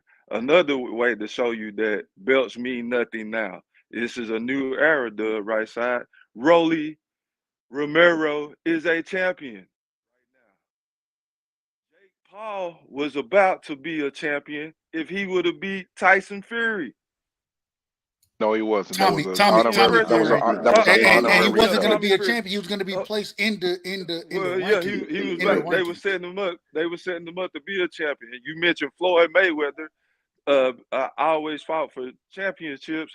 He fought Conor McGregor for a made-up belt. That's not what I said. The WBC. But that's not what I said. But I'm just giving you examples of championships. Like that, championships are just created out of thin air. They don't mean nothing. It's the name that makes people want to come see the fight. They don't give a fuck about that belt. No, and I'm not disagreeing. And I agree. I just want to respond real. I'm not disagreeing with that. I'm saying that only goes for the 1% of boxers. And so at the end of the day, if we want to truly speak on the sport of boxing, not necessarily just the top echelon, if we speak about the sport of boxing, individuals are trying to become champions. And so if you want to give me Canelo, if you want to give me like the fighters I brought up earlier, Tank, Canelo, Deontay, if you want to give me those individuals selling, I'm not mad at that. I'm just saying that's 1% of the sport. That's the minority. The majority of fighters are looking to become champions. This is what they're fighting for. And so we don't need to denigrate the belts, because when a Keyshawn Davis, when a Shakur Stevenson, when these other fighters become champions, this is what they have to stand on, them being multi-division champions. Lomachenko, a multi-division champion. That's why we think he's the goods. And so it's not, I'm not saying that the belts mean everything, but I am saying that we can't just say they don't mean nothing. They're not important anymore. They're only not important for the upper echelon in the sport. No. It depends on who holding them. Do you respect Rolly Romero as a champion right now, the right side? Do you No, I do not. I do not. No. So But he's holding that title. That's exception to the rule, though. No, Big fish. Not Big an fish. exception to the rule. That was a good example right there. That's Hold an on, exception. hold on, hold on, That's hold on, the hold on. champion he didn't deserve to be placed in. Hold on, That hold was on, an hold on, exception hold to on, the big rule. fish. Hold on, big fish. What you doing is you bringing up the goddamn Al Heyman bullshit to try to make your point. Yeah, they just like he maneuvered fucking Adrian Broner to get a 140-pound title. He got his ass kicked by Marcos Madonna. Yeah, it's no different, but that's not the point. Do we all, everybody on this panel, agree that the unquestioned king of boxing right now is Canelo Alvarez? Does anybody dispute that point? I agree with you. Big fish will. Okay, Q will. Superior okay, A-side. okay. Let them Hey, this talk. last Okay, pay-per-view against John Ryder. Superior. Move over. Okay, big fish. Tell me this: the last 5 years, Canelo Alvarez, what big fight now? Jumping weight classes, Kovalov, Bivol, the whole thing is 68, everything. What big fight has he been in the last 5 years without a belt involved? I'm talking about legitimate belts, not no bullshit belts. What big fight has the king, the king of the unquestioned face of fucking boxing? What big fight has he been in the last 5 years without a bet involved? We'll take it a step further. The last 3 years of his career, Manny Pacquiao, what big fight was he in without a bet involved? The traditional way. And that is the traditional way, how it goes. And if I'm not mistaken, hold on. If I'm not mistaken, I don't care what kind of belt you talking about. When they introduce Tank Davis, let me do it real quick. Gervonta Tank Davis. Yeah, that's fake. Hold on. It's fake. It's fake. But it don't matter. It's all about It's Al Heyman. Again, using Al Heyman to make your point, man. Using Al Heyman to make your point. No, you. That's Al Heyman. That's not boxing. Hey, can I speak? Hey, hold on. This a cut, y'all. Go ahead and let Fish make his point. This a cut. Go ahead. No, so I ain't no goddamn cut. Yes, it is. Go ahead, Joe Mike. Go ahead, Fish. Now, go ahead, Fish. The point is they sell it as a championship. It don't matter if you respect the title or not. Just the point is how y'all don't respect that title. Y'all call it a fucking Reggie belt. That's what it is. The Wookiee belt. Yeah, okay, so yeah, whatever you want to call it. The shit Rolly Romero is holding right now is a fucking Dookie belt. No, he's holding a real title, actually. But hold on. But don't nobody respect that title though. Not from him. He is holding a real title for real. Hold on, wait a minute. Because he didn't deserve if it's it. a real title, he sucks. So it don't matter. Hold on, real quick. This is the thing. And I understand where you're coming from with Rolly. I do understand it. The problem is that who held that title before Rolly? Albert Puello. Who did he fight? He fought Ahmadaliev for that title, and so that was a hellacious fight that he was in to win that title. For Rolly Romero to get that title, they say, and hey, shout out to Al Heyman. Everybody thank Al Heyman, and they say he did exactly. They thank Al Heyman before they thank God. So I mean, it is what it is. All I'm saying is Al they put Rolly in position to win a title after an individual quote unquote pop dirty. We ain't even seen the results from the second test of that. And so all I'm saying, I understand where you're coming from when you speak on Rolly. But there's multiple examples of Rollies throughout the history Rolly at this current moment in time. But at this current moment in time, Rolly is a title holder. The next individual who fight Rolly gonna beat the shit out of him. It is what it is. And so if you want to say, the belts don't mean them because Rolly has one, I understand where you're coming from. But when we truly look at the sport, when we look at it and we talk about each division and we're honest about it, the majority of the individual holding titles are the individual we think are the goods in the division. And so do you think, and Big Fish, I want to ask you this question real quick, Big Fish, and then I'll let you cook. Do you think Rolly defends the title at 140 against anybody? Do you think he does?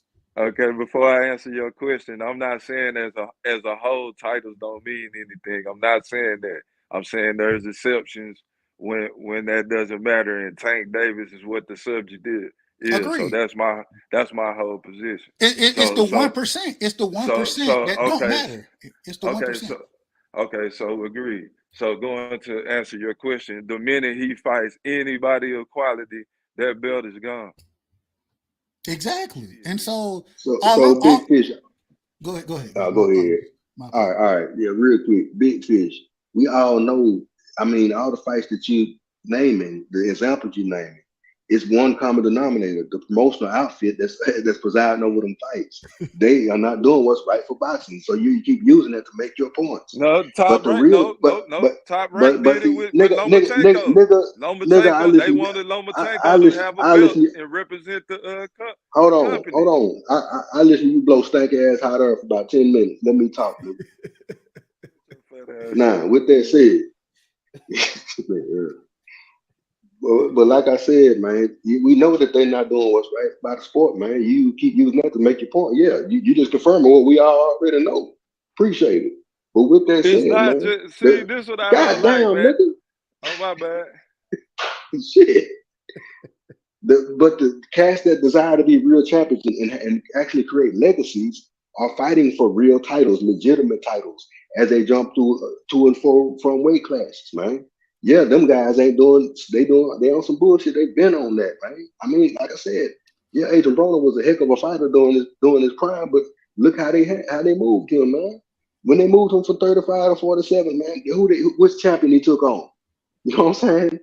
And then when he lost the belt to Madonna, what was the next thing? He fought it was the same thing he did with Roland, man. Moved him to 40 and put a belt on the line. And Broner's opponent was a gimme. You know what I'm saying? And Rolly was still losing that fight. And he was still losing that fight. Listen, yeah, this is the exactly. thing, though. But this is the thing.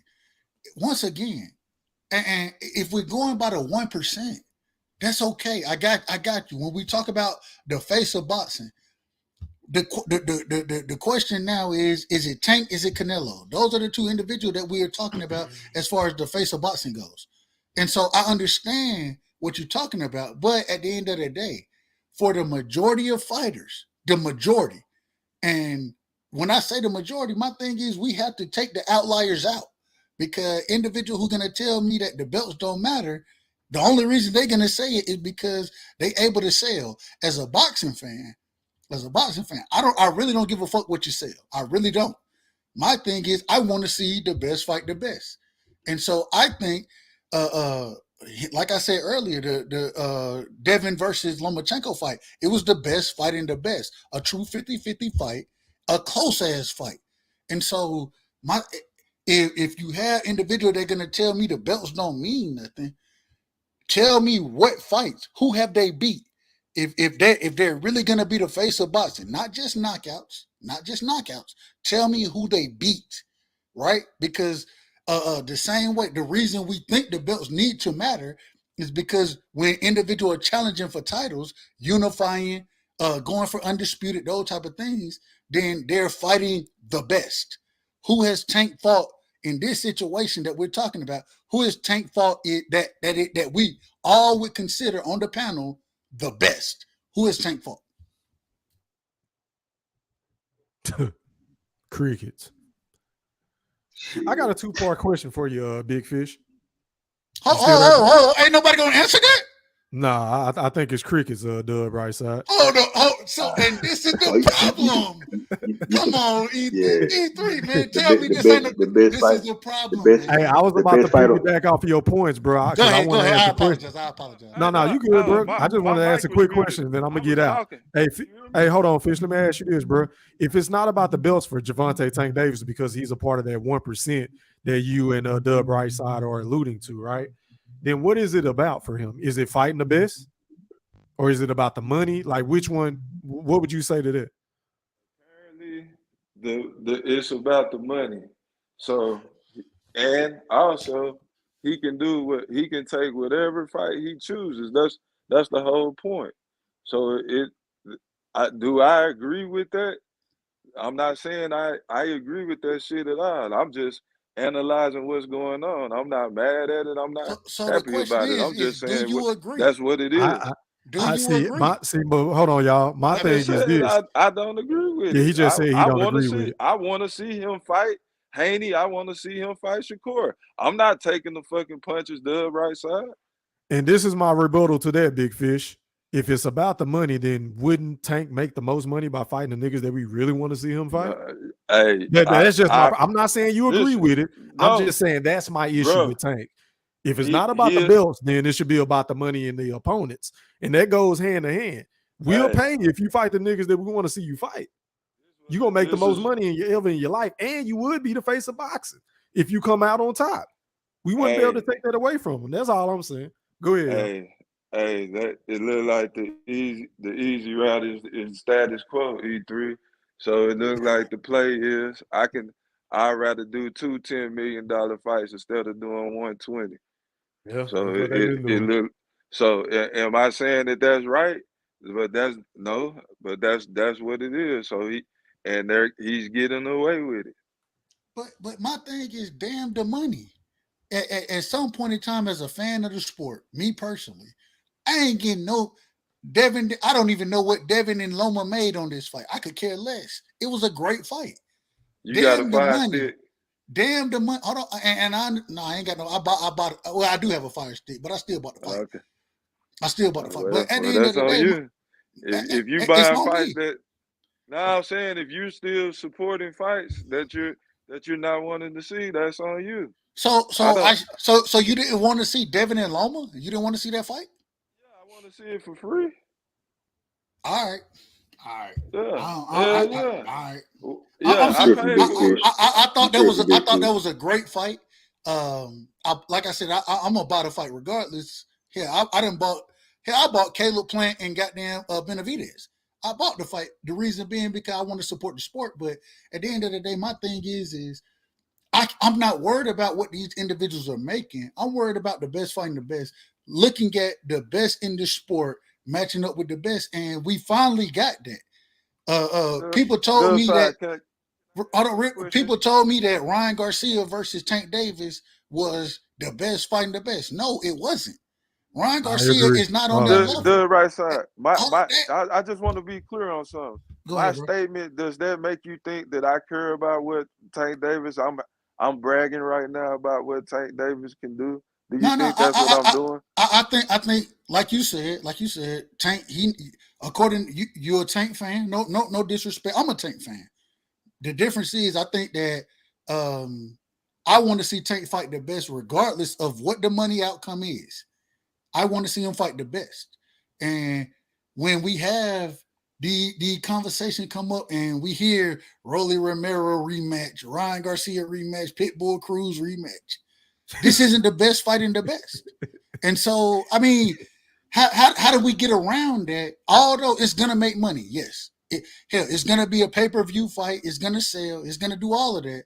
How do we get around it's not the best fighting the best? It's not.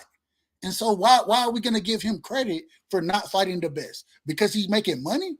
That money, I don't get none of that. And so damn what money he make, I want to see him fight the best. At all. And check this out, man. Is it anybody on this panel right now, this very second, that think Devin Haney could beat Tank? Stay away from him for 12 rounds. I think so. So you think he could? I don't think he beats Tank after what I saw against Lomo. No. Yeah. I think he can, but I don't think he will. So I don't understand why Tank next move would not be to fight Devin Haney for undisputed. I agree. And then drop if you don't want to pay the sanctioning fees like you're telling us, drop the belts. Yeah, he don't have to defend the motherfuckers. Right. Just win them and drop them. Win them and drop them. Move the fuck on. But and at this current moment in time, that's the biggest fight Tank can make right now, in my opinion. Yeah. So that would help him start building a Hall of Fame record. Oh yeah, for sure. For sure. Scared of them? Is that what y'all think? It's not that he's scared. It's not. I'm not saying that he's scared of anybody. What I'm saying, it's the people that's handling him, man. It's him moving the same way you were breaking it down. It's him moving, not worrying about the belts, but worrying about the money. Okay, I understand it. Floyd told us a long time ago, the belts, they're not going to put food on the table. I got you. I got it. But at the same time, if at this current moment in time, the biggest fight has to be Devin, the undisputed champion, an individual who just beat Lomachenko, regardless of what people want to say. That's the biggest fight for Tank. Hey, hold on. Just to give y'all some information, Dub right side, it's being reported that Haney might win an estimated between $3 million to $8 million, and Lomo can make anywhere between $3 million and $5 million for that fight. And that's good for both of them. Shout out to them for making their money. Shout out for them to making their money, bro. I ain't got no problem with individual making their money. I ain't got no problem with that. So Dub right side. So earlier you talked about everybody should be congratulating Devin Haney because he didn't judge the fight. That we need to be mad at the judges and all of that, right? No, that's not what I said. That was what Brimley said. Brimley said something to that. What I said is we should be giving respect to Loma and Devin for making this fight and for it to be as good of a fight as it was. That's what I'm saying. But who said that we should be mad at the judges? You didn't say that. I said if you're gonna be mad at anyone, be mad at the judges. I did say that. Yeah. Okay. If you're gonna be mad at anyone, be mad at the judges because you didn't believe Devin won. But at the end of the day, I thought Devin won, and the judges agreed. So I mean, I'm not mad at the judges, but if you're gonna be mad at anyone, be mad at the judges. I agree with you on that. So I just wanted to make sure we was clear on that, and I was clear with you. So I agree wholeheartedly with that. This is where I think that y'all can't protect Devin Haney from this, and y'all are making it about people are mad about the judge's decision, like we're blaming it on him. If somebody is doing that, then that's not cool. What I think he deserves criticism from is a similar situation that Earl Spence got bombarded for, getting up and leaving early for as soon as Sean Porter got knocked out, just dipped off, didn't address nothing, just left. So the night Shakur was standing in the ring, like Devin Haney always do, when he did the Lomachenko, he came and got his face to face. He didn't grant a respectable dance partner that everybody agree is Devin Shakur Stevenson. He should have nose to nose him, like, what's up? You coming in my ring, disrespecting me? Can I answer that? Go ahead. The only issue that I had, and I agree. I was happy that Shakur got in the ring. I want to see that fight. The thing is if you look at how that shit happened, it wasn't Devin not trying to address Shakur. It was motherfuckers pulling them out the ring because motherfuckers in there was throwing bottles and shit. It was the security pulling the motherfuckers out the ring. And so if you want to say Devin, he ran off or he didn't address Shakur, whatever, okay, cool. I ain't got no problem with that. My thing is once again, why not? And if you go look at what was going on in the arena at that time, go look at how individual was saying, no, you got to go right now. Bill getting hit in the head with a bottle. I mean, it wasn't conducive at that current moment in time to stand in the ring and speak with Shakur the way that I wanted to see that happen, because I want to see that fight. I think that's a hell of a fight. And hey, so, the right side, you good for his PR out there, so I can now I'm good for the PR. Yeah, you good. Nah, that's if that's what happened, I can't do nothing but respect that. So you get a check mark from me. I bow down to you. You got that. That's respectable. If it was a safety issue, I can't say nothing about that. But the optics, from what I seen, it looked like how I described it. But from what you say, cool. But okay, so next point. But real quick, defend this. Let me just get this out, then you can go ahead. So this is my second point to where that the critics of Devin Haney are mad at. So everybody on this panel tonight said that it was a very close fight, or it could have been a draw. So another point that I'm upset about is don't just disregard this dude and say he don't deserve a rematch. You either got to rematch him or you got to fight Tank or Shakur. Just like everybody holding Tank Davis accountable, he need to be held accountable too. And I agree with it. And this is the thing. If you listen to Devin and Bill, according to them, they're not looking for the rematch because of the way Lomachenko, he spoke on the fight, the thing that he said after the fight. This is what they're saying. I didn't like him saying what he said. Talking about he not a pound for pound fighter. This bullshit. And so I'm just going off of what they said. This is That's what not a reason not to give a fight, though. At the end of the day, now I agree with it. I think there should be a rematch. If you're gonna fight it at 135, if you're gonna continue to hold it, which I think that we need to address that, but I'll get to that in a second. If he's gonna stay at 135, according to how Bill said, how he said, shit, you gotta rematch him because damn it, it was a close ass fight, and everybody has their opinion on how the fight played out. I wanted to bring this point up real quick.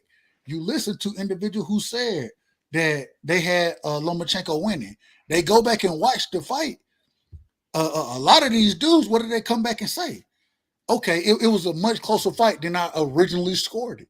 And in my opinion, regardless of how you scored a fight, it was close as shit. It was a great fight. It was great. It was, in my opinion, possibly at this current moment in time, the best fight of the year. It was the fight of the year. And so you had it was a back and forth fight. So, I mean, damn, at the end of the day, man, give that man credit for winning, but at the same time, we can hold him to the fire and say, fuck it. You need to rematch that, brother, because it was such a close fight. I don't have a problem with anybody saying there need to be a rematch. Yeah, Hey, it question, definitely y'all. needs to be a rematch for Hey, sure. question, y'all. Go ahead, bro. Does everybody think polymyalgia is a goofy right now? Because I sure do. Absolutely. I Absolutely. can't stand that motherfucker. Absolutely. The sad part about it is, even if he makes a valid point, it's completely disregarded with the nonsense he be speaking. Because he's made Who some is good points before, but who the is non that, brother? polymyalgia, the Who? former champion that got knocked out by Sean Mm. Porter and lost to Broner and lost his See, side piece to him too. that's what I mean about diminish. Like a title don't mean nothing. He was a champion. Yeah, but he was a respectable fighter. Pick, Stop it, Big Fish. Big Fish, you sounding mad casual right now. It's just working my nerves. nah. Big fish, you tripping, man. He was the least of the greats. He wasn't a great. He was just a good fighter. But That's it. my thing with Paulie is that everything comes to race with Paulie. It shouldn't be nearly when you say anybody who scored it for Devin just want to see the white boy lose. When you say these type of things, bro, I ain't got no smoke with Lomachenko, bro. I have no smoke. I'm a fan of Lomachenko. I think he a hell of a fighter. And this is why I say both fighters deserve their credit and respect. I didn't think that Lomachenko would show what he showed in that ring. And he showed it. I have to give him credit and respect for it. I just think that Paulie, he gonna hate on Devin and he been doing it for a minute. He gonna do it. So it is what it is. But at the end of the day, as a boxing fan, man, it was a true 50-50 fight. It was a great fight. And if you scored it either way, I'm not mad. That's why if you're calling for the rematch, I want to see it too. I want to see it. My last thing is I, I gotta say, and this is where I gotta cook Bill. I gotta cook Bill. I gotta cook Devin too. Y'all need to let that whole shit go of, oh, we stand, we locking the door, all that type of shit. Let that shit go. Go ahead and move up to 40, bro, because I don't think the Devin we saw tonight or against Lomachenko, I don't think that Devin beats Shakur or Tank. I don't think he Agreed. does. And Agreed. so Yep. I think he needs to move up because there's a reason they had a weigh-in at 9 o'clock in the morning on Friday. A The fake right side. What you mean? I thought you want to see the great fights. How can you advocate for? Are you advocating for that? no. Just saying what's in his best interest. Once again, I'm telling 140 you. and do what? Once again, I'm telling you. Once again, I want to see the rematch. I want to see the Tank fight. The problem and the reason I got to hold Devin and Bill accountable is because this is what they've been talking about. So regardless of what I'm talking about, this is what they've been saying. So I'm gonna hold them to their words. And they're the ones talking about they locking the door. They fighting the best at 135. I ain't got no problem with it, but the individual I saw in the ring against Lomachenko does not beat Tank or Shakur, in my opinion. That's a fact. And I'm a Devin fan. I'm a fan of Devin. I rock with Dev, but I don't think he beats those guys. I don't think the individual who fought Lomachenko beats those two individuals. I don't think that individual wins those fights. I don't. Hey, check this out. I don't think that Devin we saw goes to 40 and beat Richardson Hitchens. Shit. I disagree with that. That's a very bold take there, bro. That's very bold. I do think this. I will Devin not pro great. Richardson Hitchison. I think he's people don't give Richardson Africa don't get the credit he deserves. He don't get nearly the credit he deserves. And no, he don't. I don't know why Mayweather Promotions let him go. Like that's another they reason didn't even make fights for that man. man. He's a fucking shitty ass promoter, and that's my guy. But why didn't they make fights for him? He go over the top rank and he got fights back to back to back over there. I'm not top rank, excuse me, Matchroom. It hurt. He got fights back to back to back over there, and it's like, bro, y'all been running this man career into the ground. I think Africa is the goods. I think that at 140 right now, he beat a lot of them dudes up there. The only person I think that he had, or two people, excuse me, that he has trouble with is Sabriel Matias and Gary Antoine Russell. I think that he outboxes all them other dudes, including Rougarou. I'm a big fan of Rougarou too. I'm a big fan, but I think Africa put hands on Rougarou as far as boxing goes. That's just my opinion. And the thing is, y'all know him and Haney was going back and forth. They don't like each other. They got real problems with each other. So that fight is very possible. But the problem is, if Devin move up, he not gonna fight somebody like Rougarou. He gonna fight a champ. What he gonna do is take Rollins for the belt. Rolly already got Davies over there from the UK. That's the O'Hara Davies. Yeah, O'Hara Davies. He done already put the paperwork in. He said he ain't taking step aside money. So that ain't the fight I'm looking for. I'm looking for if Devin moves to 140, I'm looking for him to challenge these top guys. I'm looking for that. And if he don't do it, I gotta have smoke for him, bro. You know what I think? I think Devin is going to try to face the winner of Josh Taylor and Teofimo. I think he beats both of them too. I think he beats both of them. Yeah, I think that's what he's gonna do. I think that's the smart money bet. You think he beat Josh Taylor the right side? Yeah, I do. I think Devin beats Josh Taylor. I do think that. Hell, yeah, that's a bold take, bro. Hold on now. Hold on. I think Josh Taylor dogs walk. Wait a minute. If you go look right now, what's the boy name, man? I can't think of his name right now. What, Jack Catterall? Jack Catterall. If you go look at ESPN, they ranking this shit. And you know how bad that's gonna be. They got Jack Catterall as the number one individual at the 140-pound division. This is ESPN. And so, I mean, if Jack Catterall can put hands on Josh Taylor the way I thought he did, I think Devin can as well. I think Devin put hands on Teofimo Lopez. I think Lomachenko is a better fighter than all them dudes, man. It is what it is. What you think Devin do with Pro Gray? I think Pro Gray stopped everything. Hey, I think Devin outboxes him, but I do think if Regis stop him, I wouldn't be mad at it. I wouldn't be mad. I'm a fan of Regis as well. So I don't think this should last season long. Man, Regis will destroy Devin Haney. He ain't got no power. Y'all in this power shit, bro. Everybody talk about power. Shit, if I could go out box your ass with no. But with Pro Gray, it ain't all power. He can do it. You know, he's a complete fighter, man. He can do it all. You know what I'm saying? He ain't gonna get on the he win the fight? Did he win the fight? Did he win the fight against Josh Taylor? Man, it could have went. It could have went either way. Yeah, that was a debatable fight. It was a close fight. The problem I did the same thing. I went back and I watched that fight multiple times. I scored it for Regis from the beginning. I went back and watched, and I thought Josh Taylor actually won the fight. Regis he took his foot off the gas late in that round. In that fight. We let Taylor outwork them later rounds. But it was still a very close fight, though. These are all 50-50. I just want to see the best fight the best. If Devin get his ass whooped, if Devin gets stopped, I'ma still be a Devin fan. I'ma still rock with him. But at the end of the day, man, I just want to see the best fight the best.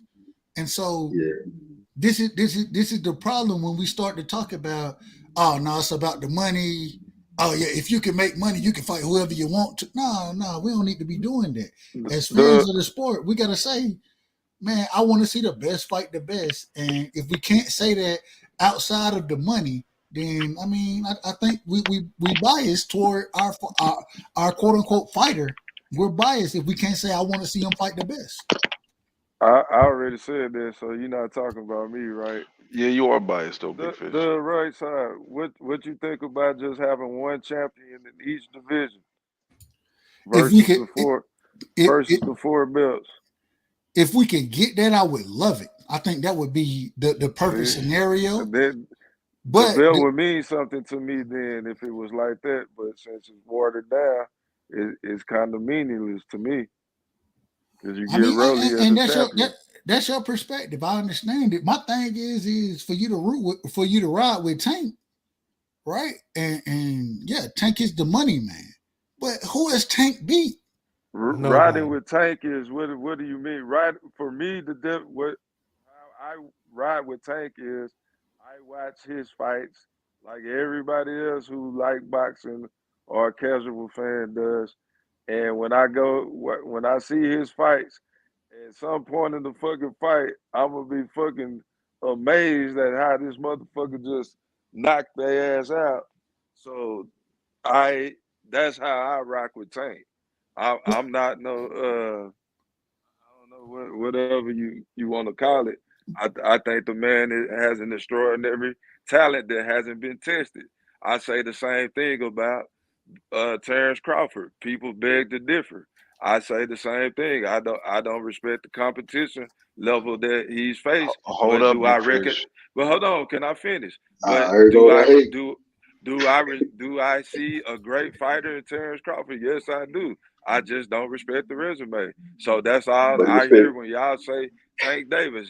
Y'all know that he's a great fighter. He just hasn't been tested. That's all. So I But how can acknowledge we that. say how great how can we say how great any fighter is that especially somebody like Tank, somebody like Bud, individual who are and now we're at this current moment we're criticizing Devin, a 24-year-old undisputed champion fighting ATG.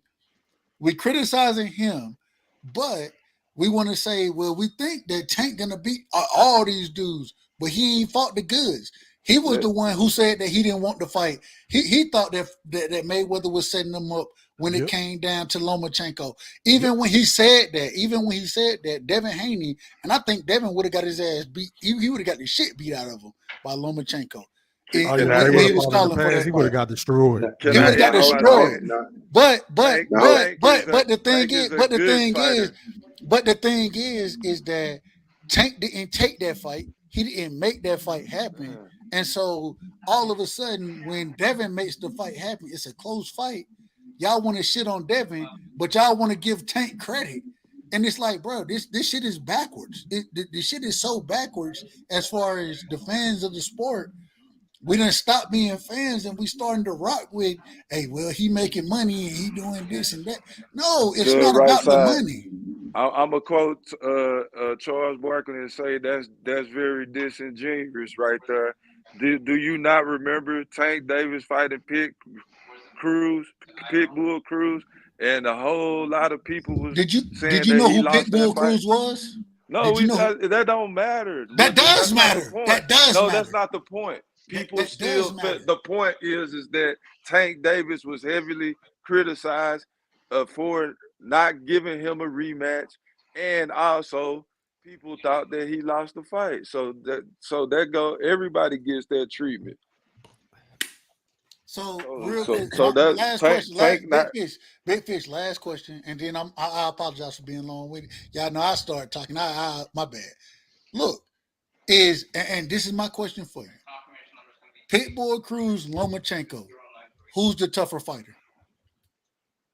Man, that's not man. Come on, that's a rhetorical question. What's the point, buddy? Come on. And no, We then, all and know it's then answer it. Lomachenko. Answer the question. Then answer it. Lomachenko, come on, Okay, then. Lomachenko. So Devin's win against Lomachenko is better than Tank's win against Pitbull. That wasn't what I was Why would saying. Tank be trying to That fight Pitbull again instead of trying to fight the top guys in the division. Because Pitbull got a fan base and Devin Haney don't.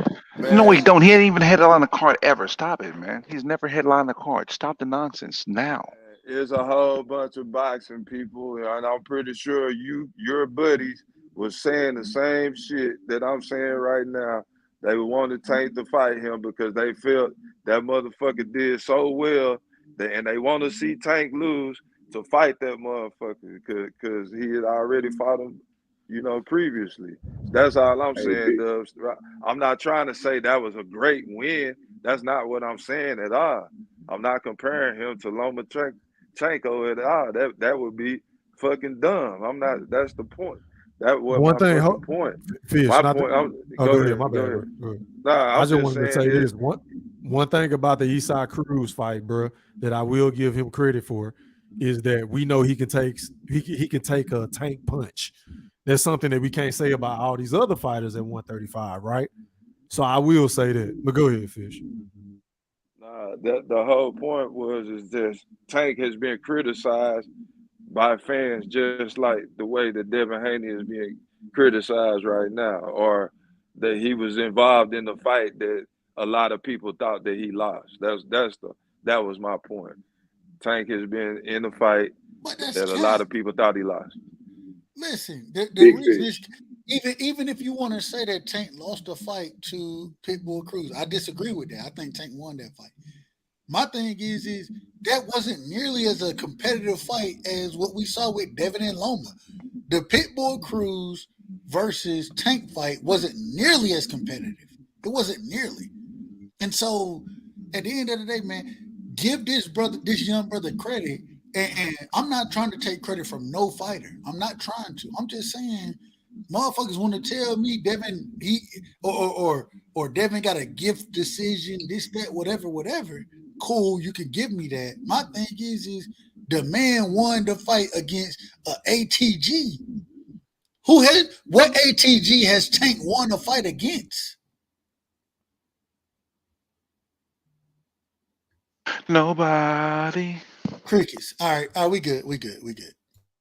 Go ahead, Mosquito. Say what you was about to say, bro. Hey, Big Fish, one thing, let's be clear about one thing. Pitbull Cruz was a cherry pick gone wrong. Let's be clear about that. Yeah, he wasn't Hey, hold on. It ain't never no crickets with me. I was plugging my phone up. I don't know. It's a whole 70% of the fucking country, a whole bunch of experts. It ain't just a bunch of dumbasses that don't know shit about boxing. A whole bunch of fighters, a whole bunch of pundits who cover the sport believe that Lomachenko won. So just because he got Lomachenko on his resume now, you trying to throw that up like that? That's a hell of an accomplishment. He really didn't beat the motherfucker, in my opinion, and a whole lot of other opinions. So I don't have to give him credit for shit for some fucking corrupt ass. See, and this is the problem. According to you, you don't think he won, but according to the judges, he won. According to the judges, and so this is the problem, though. This is the problem. Tank don't have anybody nearly as dangerous on his resume as Devin does with Loma. Tank doesn't have that. But you want to give Tank the face of boxing, but he ain't fought nobody clearly nearly as difficult as accomplished as Lomachenko. And now all of a sudden, I mean, it's ridiculous, man. Just give a brother credit. Just give Devin credit, bro. Let's just give him credit. Let's give Loma credit. Speak, please? Can I speak? Have you ever heard of Big Baller Brand? Right? You heard of them. That's a rhetorical question. Big Baller Brand tried to sell that shit for $500 a shoe. Motherfucker said, nah, we ain't buying that shit. The money, Al Heyman and Floyd Mayweather sold the people on Tank being this big fucking store, and it looked like without him having to make any type of effort to fight the top-notch guys, he's still being perceived by dummies like me. So what you're saying is true, and what I'm saying is true. So it is what it is. I'm not trying to say that Tank has anybody like Lomachenko on there. You making an argument that I'm not even making. I'm not saying that Tank has a better resume or this or that, but somehow, some way, he is in a position to be in a conversation. He is in a conversation with Canelo. He's above. He's more talked about than all these other fighters that's in his division. So, like that means something whether we like it or not. I'm not No, saying that, I agree with that's that. I yeah. agree with that. I'm not trying to take nothing away from Tank. Tank, and the reason Tank is a knockout artist. One thing we cannot question is that knockout sells. Shout out to Emmanuel Stewart. He said this from the beginning. Knockout sell. I agree with it. The problem is that although knockouts do sell, that doesn't make you just because you knocking out dude. And I say this respectfully. Just because you knocking out a Ryan Garcia, Hector Garcia, I mean, just because you knock a Rolly Romero, who are these dudes? A washed up Gamboa. If you want to give me Hector Garcia is the best win, in my opinion, that Tank has at this current moment in time.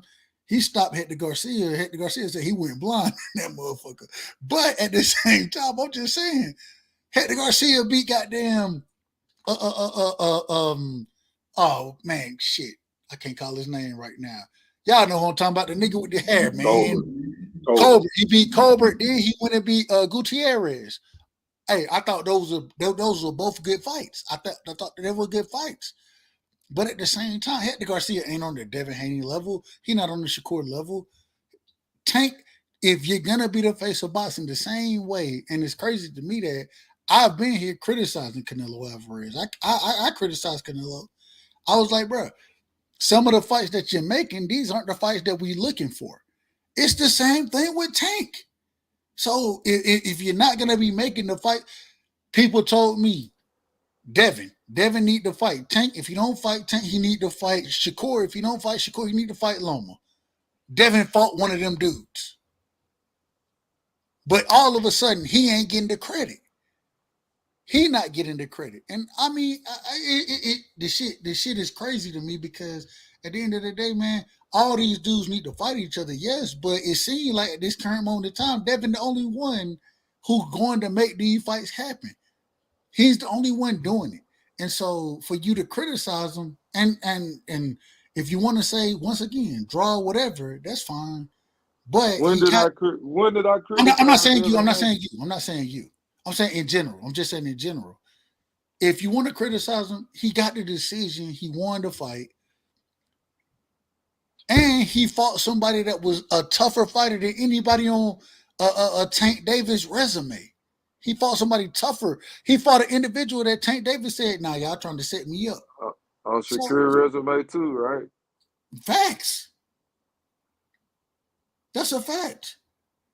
Lomachenko is the best on all these dudes' resume right now. So I mean, we got to give credit where credit is due. And I just feel like y'all, if you, like I said, if you want to criticize the judges, it's cool, but give Devin the credit he deserves. The man had become and shout out to Devin.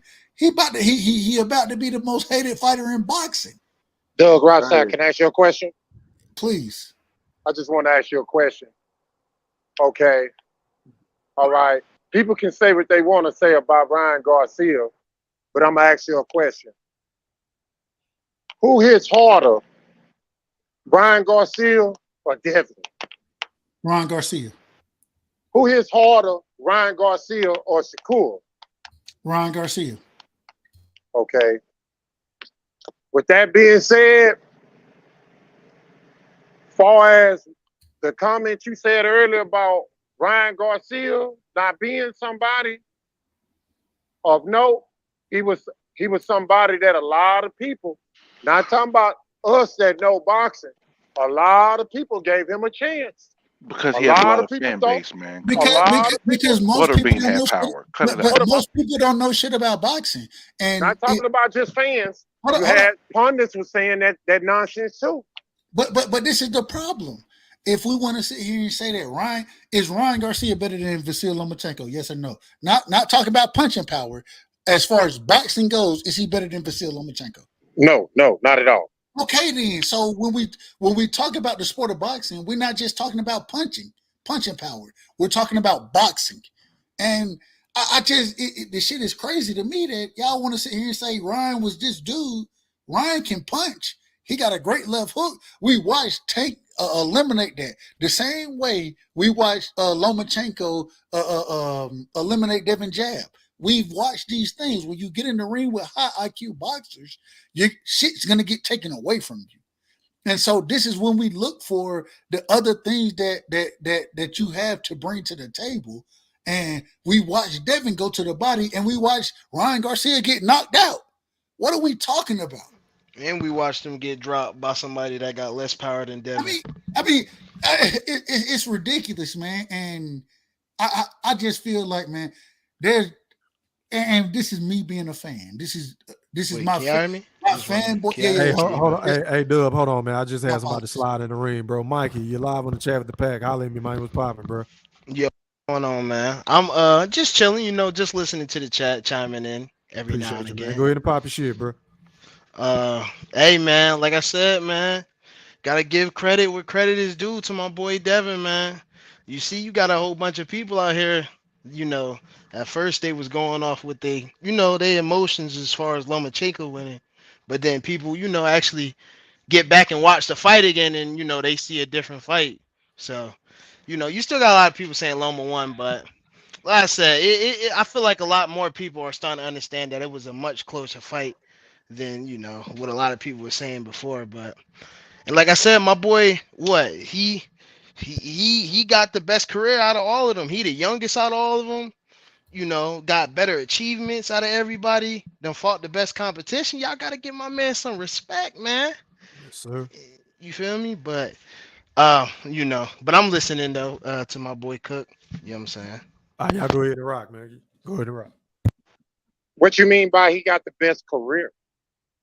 I mean, like as far as his accomplishments. No. Accolades. You know what I'm saying? That's what I mean. Oh, okay. Because I was finna say, not money. Else, I mean, if that's what I was finna say, as far as everything else, when you claim in the city of Las Vegas and you get booed in your own hometown, not and still win. Twice, Floyd was getting booed in his hometown. I mean, hold on. See, this is the problem. Niggas bring up, oh, you got booed in your hometown. I don't give a fuck if you got booed or not. He won the motherfucking fight. See, and this is the problem I have with this shit, bro. Like y'all go to all these other things instead of what happens in the ring. I'm talking about what happens in the ring. Right. I'm talking about the fight. And if you scored it for Lomachenko, I'm not mad at it. He got booed because of what the results was in the fucking ring, dude. Right? He was getting booed before he got into the ring. Hold on, let me answer that. Hold on. Let me finish my point. The boos wasn't because they didn't like his fucking hairstyle or something that he said before the fight. They booed because they disagreed with the decision. So that's the point. And then hold on. I want to answer that point. I want to answer that point though. The masses of people that was in there voiced their opinion, so that means something, bro. No, but Fish, this is the problem. Hold on, let me answer that point, and then I'll let you, my apologies, brother. Oh, no, you good. My thing is I understand where you're coming from. At the current moment in time, when you watch the fight, if you're there, we've all broke this down, and we know that when you in the arena, you don't have the best view of how the fight is happening. You don't have the best view. If you may see things a certain way and feel this is the way the fight happened, but I watched Shakur Stevenson go in and say, man, it was a robbery. Then come back and say, well, I watched it again. That shit wasn't a robbery. I watched what's the nigga name? Lil Stymie, man. Oh damn. What's my nigga name over at Top Rank, man? You talking about Tim Bradley? Tim Bradley. I watched Tim Bradley score the fight for Lomachenko, saying that Lomachenko got robbed. Go back and watch it. Do an interview with Fight Hype and say, I was wrong. It wasn't no robbery. I watched individual go back and watch the fight again, not being in the arena, especially when you're in the arena, when you have individuals or when you have the crowd riding a certain way. The crowd didn't ride for Devin. The crowd rode for Lomachenko. No problem with it. At the end of the day, Devin was the one who got the decision, and then you hear individual going back who said that it was a robbery, and then they come back and be like, "Nah, that shit wasn't a robbery. It was a close ass fight." I mean, what are we talking about? It wasn't a robbery. It was a close fight. It was a great fight, and it was scored the way it was scored. Devin won the fight, and it just seems it's incredible that Devin doesn't get the credit that he deserves for winning the fight. All of a sudden, it got to be a rematch. It got to be this. It got to be that. And I do want to see the rematch. I ain't mad at that. So But check real this out. quick, Big Fish. Real quick, Big Fish. The only thing is these people are going off of the emotion that they had in the arena. This is what they were going off of. Shakur did it and then had to come back and say it was much closer than I thought it was. It definitely wasn't a robbery. Same thing. I mean, this is what we're seeing. And so why are we trying to sit here and say that goddamn Lomachenko got robbed? He didn't get robbed. It was a close fight. You can't Okay, get robbed in a close fight. It was 7-5, okay, 6-6, 7-5, either way. So it was a okay. close fight. Okay, so check this out. You can make be technical with the words. This is what I'm saying, the right side. If somebody wanna, you can point out the extreme arguments to make your points easier. That's cool. But what logical people are saying is that they disagree with the decision. Okay, this is an example I'm gonna use. I I feel that Lomachenko won. I bet money on Lomachenko. So the judges disagree with me. So I had to pay my bet. That's honoring the decision, right? The judge's decision, right? Not if you come back and say that it was a robbery. No, no, I'm not saying it's a robbery. I'm Okay, saying it was a close fight. I feel it was 7-5 for Lomachenko versus it being 7-5 for Haney. no That's all problem. I'm saying. I No wouldn't call problem. that a robbery. I'm just saying I disagree with the judge's decisions, in your words, respectfully.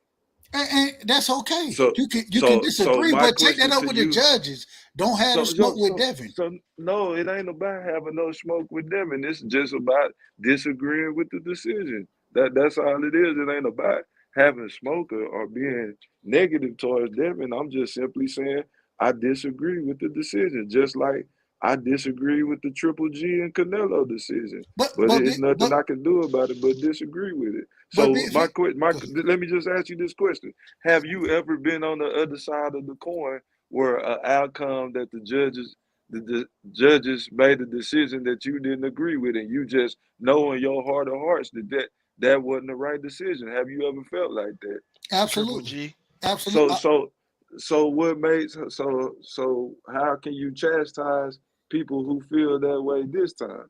I'm not. I haven't chastised anybody.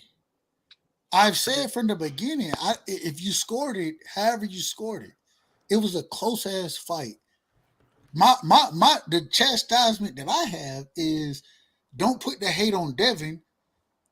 Put that energy toward the Facts. judges. Put that energy toward the individual the politicians. Don't put it toward the fighters because both of the individuals got in there and gave us a hell of a fight. I still think this could possibly be fight of the year. So I'm just saying I'm not trying to criticize anybody who scored it any type of way. My thing is give both of the individuals their credit. And that's not what we're saying right now.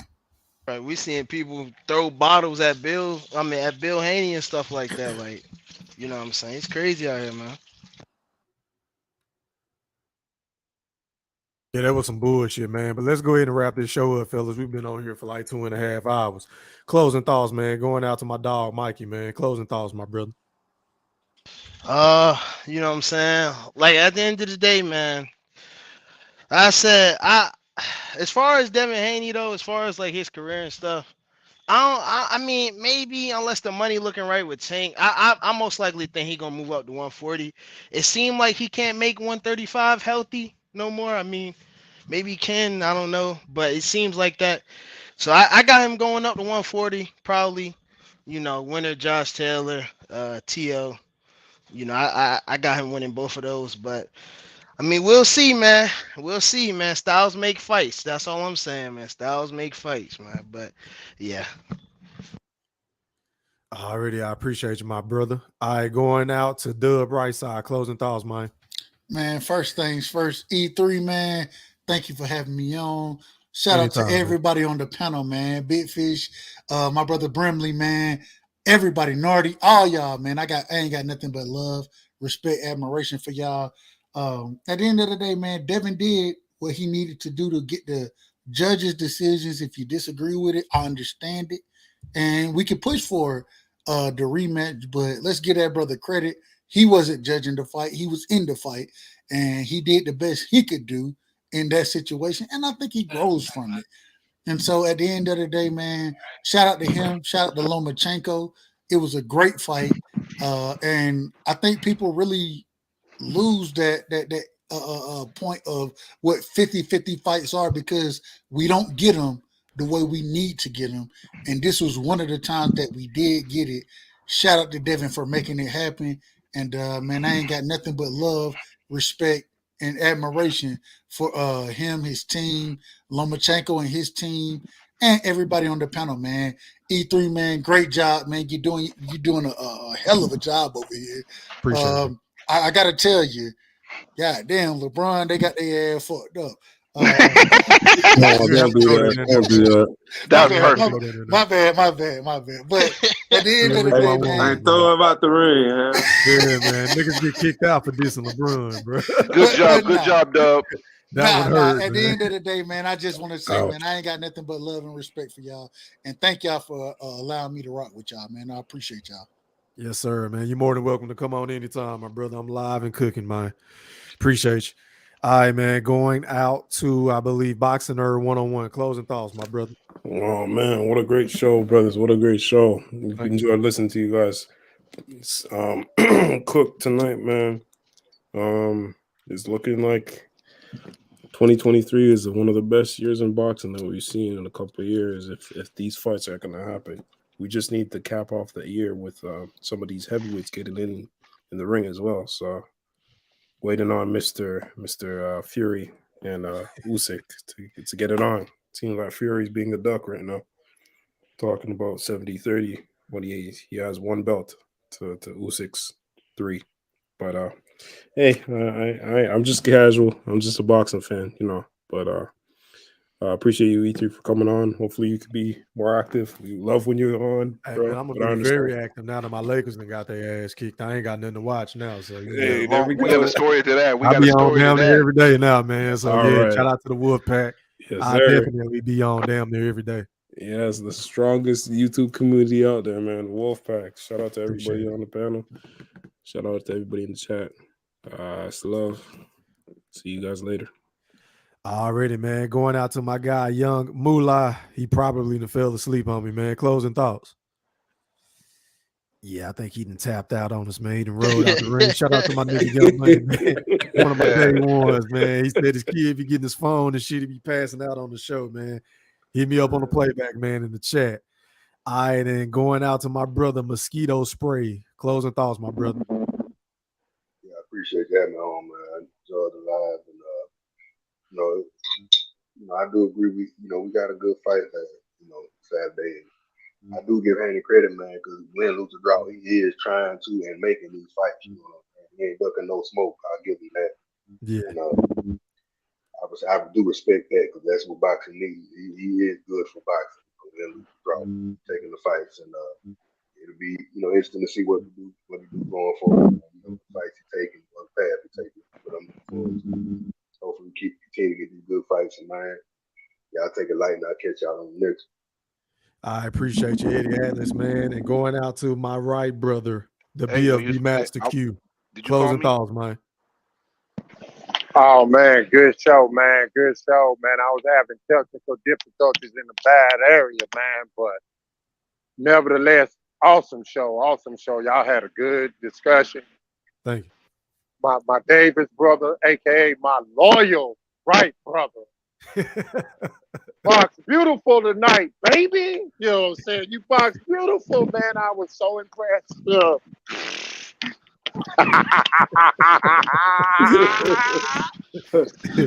Yeah. Big Fish was on his toes tonight. He was on his Man, toes. say man. He got the win. Yeah, I think My I got boy, a draw tonight. my boy had he had ring generalship. He had everything. He controlled the pace of the debate. He did the good propaganda tonight. on. Oh no. Yeah, he boxed beautifully tonight. Doug Rightside, he came on with it too, though, man. I like Yeah, it he when he did. click on. I hope he click on more often. Other than that, Yeah. He made. Shout out to Doug. Hey, Q. He turned me into Stephen Brimley in the debate, man. Oh yeah, I got to agree with. I got to agree with that, Doug right side. I agree with you. Yeah, Doug right I can't side stand you, hit. Big Fish. The right side was hitting me with them Haney body shots tonight, man. Hey, Brimley, we got to get a Haney test going for with Doug right side. You know, I got one. I got one. Yeah, I got yeah. one. What's the name of it? Man, this nigga ain't saying Honey, shit. You should have been can I testing name the him, It's list? called the ADD test. No, honey for Acting Haney. acting a donkey for Devin. Hey man, when can I take the test, bro? Yeah, I need to take that too, man. I need to take that too, man. Next show, I got y'all. Hey, you know what? The hell with all that, nigga. When the list is coming out, eh? Hey, don't worry about all that. Right now, it ain't about Tank right now. We'll talk about Tank when it's time to. It's always about Tank Davis. Lord have mercy. He trying to get extra credit. It sounds like he trying to get extra credit right now. He trying to. He can. You ain't got to. You ain't got to test Mikey Mish, man. He got a 1,000.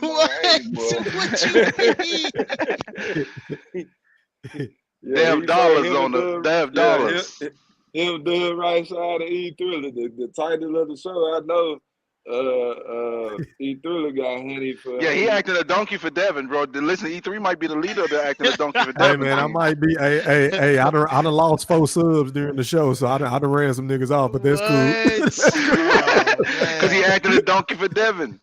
Yeah, man. The niggas don't want to hear the truth. That's cool. Yeah. But go ahead, can you finish the closing thoughts, man? But now, other than that, man, hopefully we can link up this weekend, man. You know what I'm saying? Until then, I'll catch everybody the next time. Already, man. Shout out to the BFB Master Q. And going out to my brother, is that Stephen Brimley? Is that Stephen Brimley? Closing thoughts, my brother. Hey, man, I'm glad you got on. I appreciate you as always. You know, you should have been on yesterday. I told you. If you got it, you would have went on yesterday, the Lakers would have won. If you didn't go on, Lakers are going to lose. What happened? The Lakers lost because you don't listen. You don't listen. But, you know, listen, shout out to everybody who's on the panel. Shout out to everybody in the chat. The right side, you definitely came on and represented very, very well. You know, and even though I do felt Devin Haney lost the fight, I'm going to respect that young man for the effort. I'm going to respect that young man for him stepping into the ring, fighting people that is in question, that you can beat. And I'm not gonna take anything away from him because he's a solid fighter. But I do think he lost. I hope he runs it back. But the business of boxing, even though we think it would be very profitable for him to fight Loma again, I don't think that fight's going to happen. You know, I think it's either 140 or Tank or Shakur, and most likely it'd be Tank before Shakur, just because how him and his team is moving. But with that noted, I appreciate you guys. Reaper out. I appreciate that, Brim. And last but not least, going out to my motherfucking brother, the General Big Fish. Take us home, man. Closing thoughts. Yeah, E3, this is a great show tonight, man. Shout out to everybody on the panel, man. My right brother, Mr. Quentin, Boxing Nerd 101. Hey, you a right brother yet? Mosquito spray? Hell no. He needed. His phone don't work where he at, man. So he can't answer me right now. But yeah, man, I gotta give credit where credit is due. This was a great fight. Definitely the best fight of 2023. I would like to see it ran back again. Switching over to my man Tank Davis, man.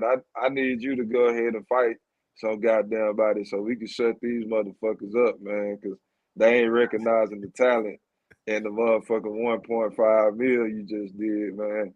So you need to go Bad and numbers. You keep on increasing the numbers shut every time Ethan. you walk. Really, it's my fucking turn, That nigga please. said 1.5. Let me speak, please. Let me finish speaking, please. Well, yeah, that's all I got, man. I appreciate you, E3. Shout out Hey, to man. you, bro. Yeah. Mosquito spray. Mikey Misha, the #1 Haney fan, Dub Oh right my side. gosh. Yeah, Al Money, man. Yeah, that's all I got. Peace, everybody. Yeah, man. Shout out to everybody that pulled up on the panel, man. Shout out to everybody that got it in the chat. Shout out to the playback game. Drop a comment and let me know if you enjoyed the show. Hit that like button on your way in or out. And until next time, we are gone. Ha. Yo, what's up? This is Speed Hop. I like to say, what's up, man? E Thriller, the Black Mikasa. What's going on? This is the champ, the Hall of Famer. Respect, the undisputed. Yeah. Are you not entertained? Are you not entertained? Is this not why you are here? The Black Picasso cleaning up the sport of boxing, speaking facts over the gossip. Haters all up in the comments. I ain't here to be liked, but smash that like and noti button. We don't sugarcoat nothing, just healthy boxing discussions. E-Thriller, painting these pictures oh so vivid. Applying Duke, Coach K, that straight full court pressure.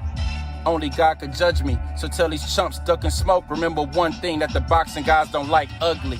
Shut out Big Fish and everybody that joins the panel. For all my new supporters, sub to the channel. Like Floyd say, it's easy work. That bait jab with that left hook send them straight to sleep. Experts, we the experts. We never sugarcoat. Tune in to Black Picasso. Sit back, enjoy the show. Enjoy the show.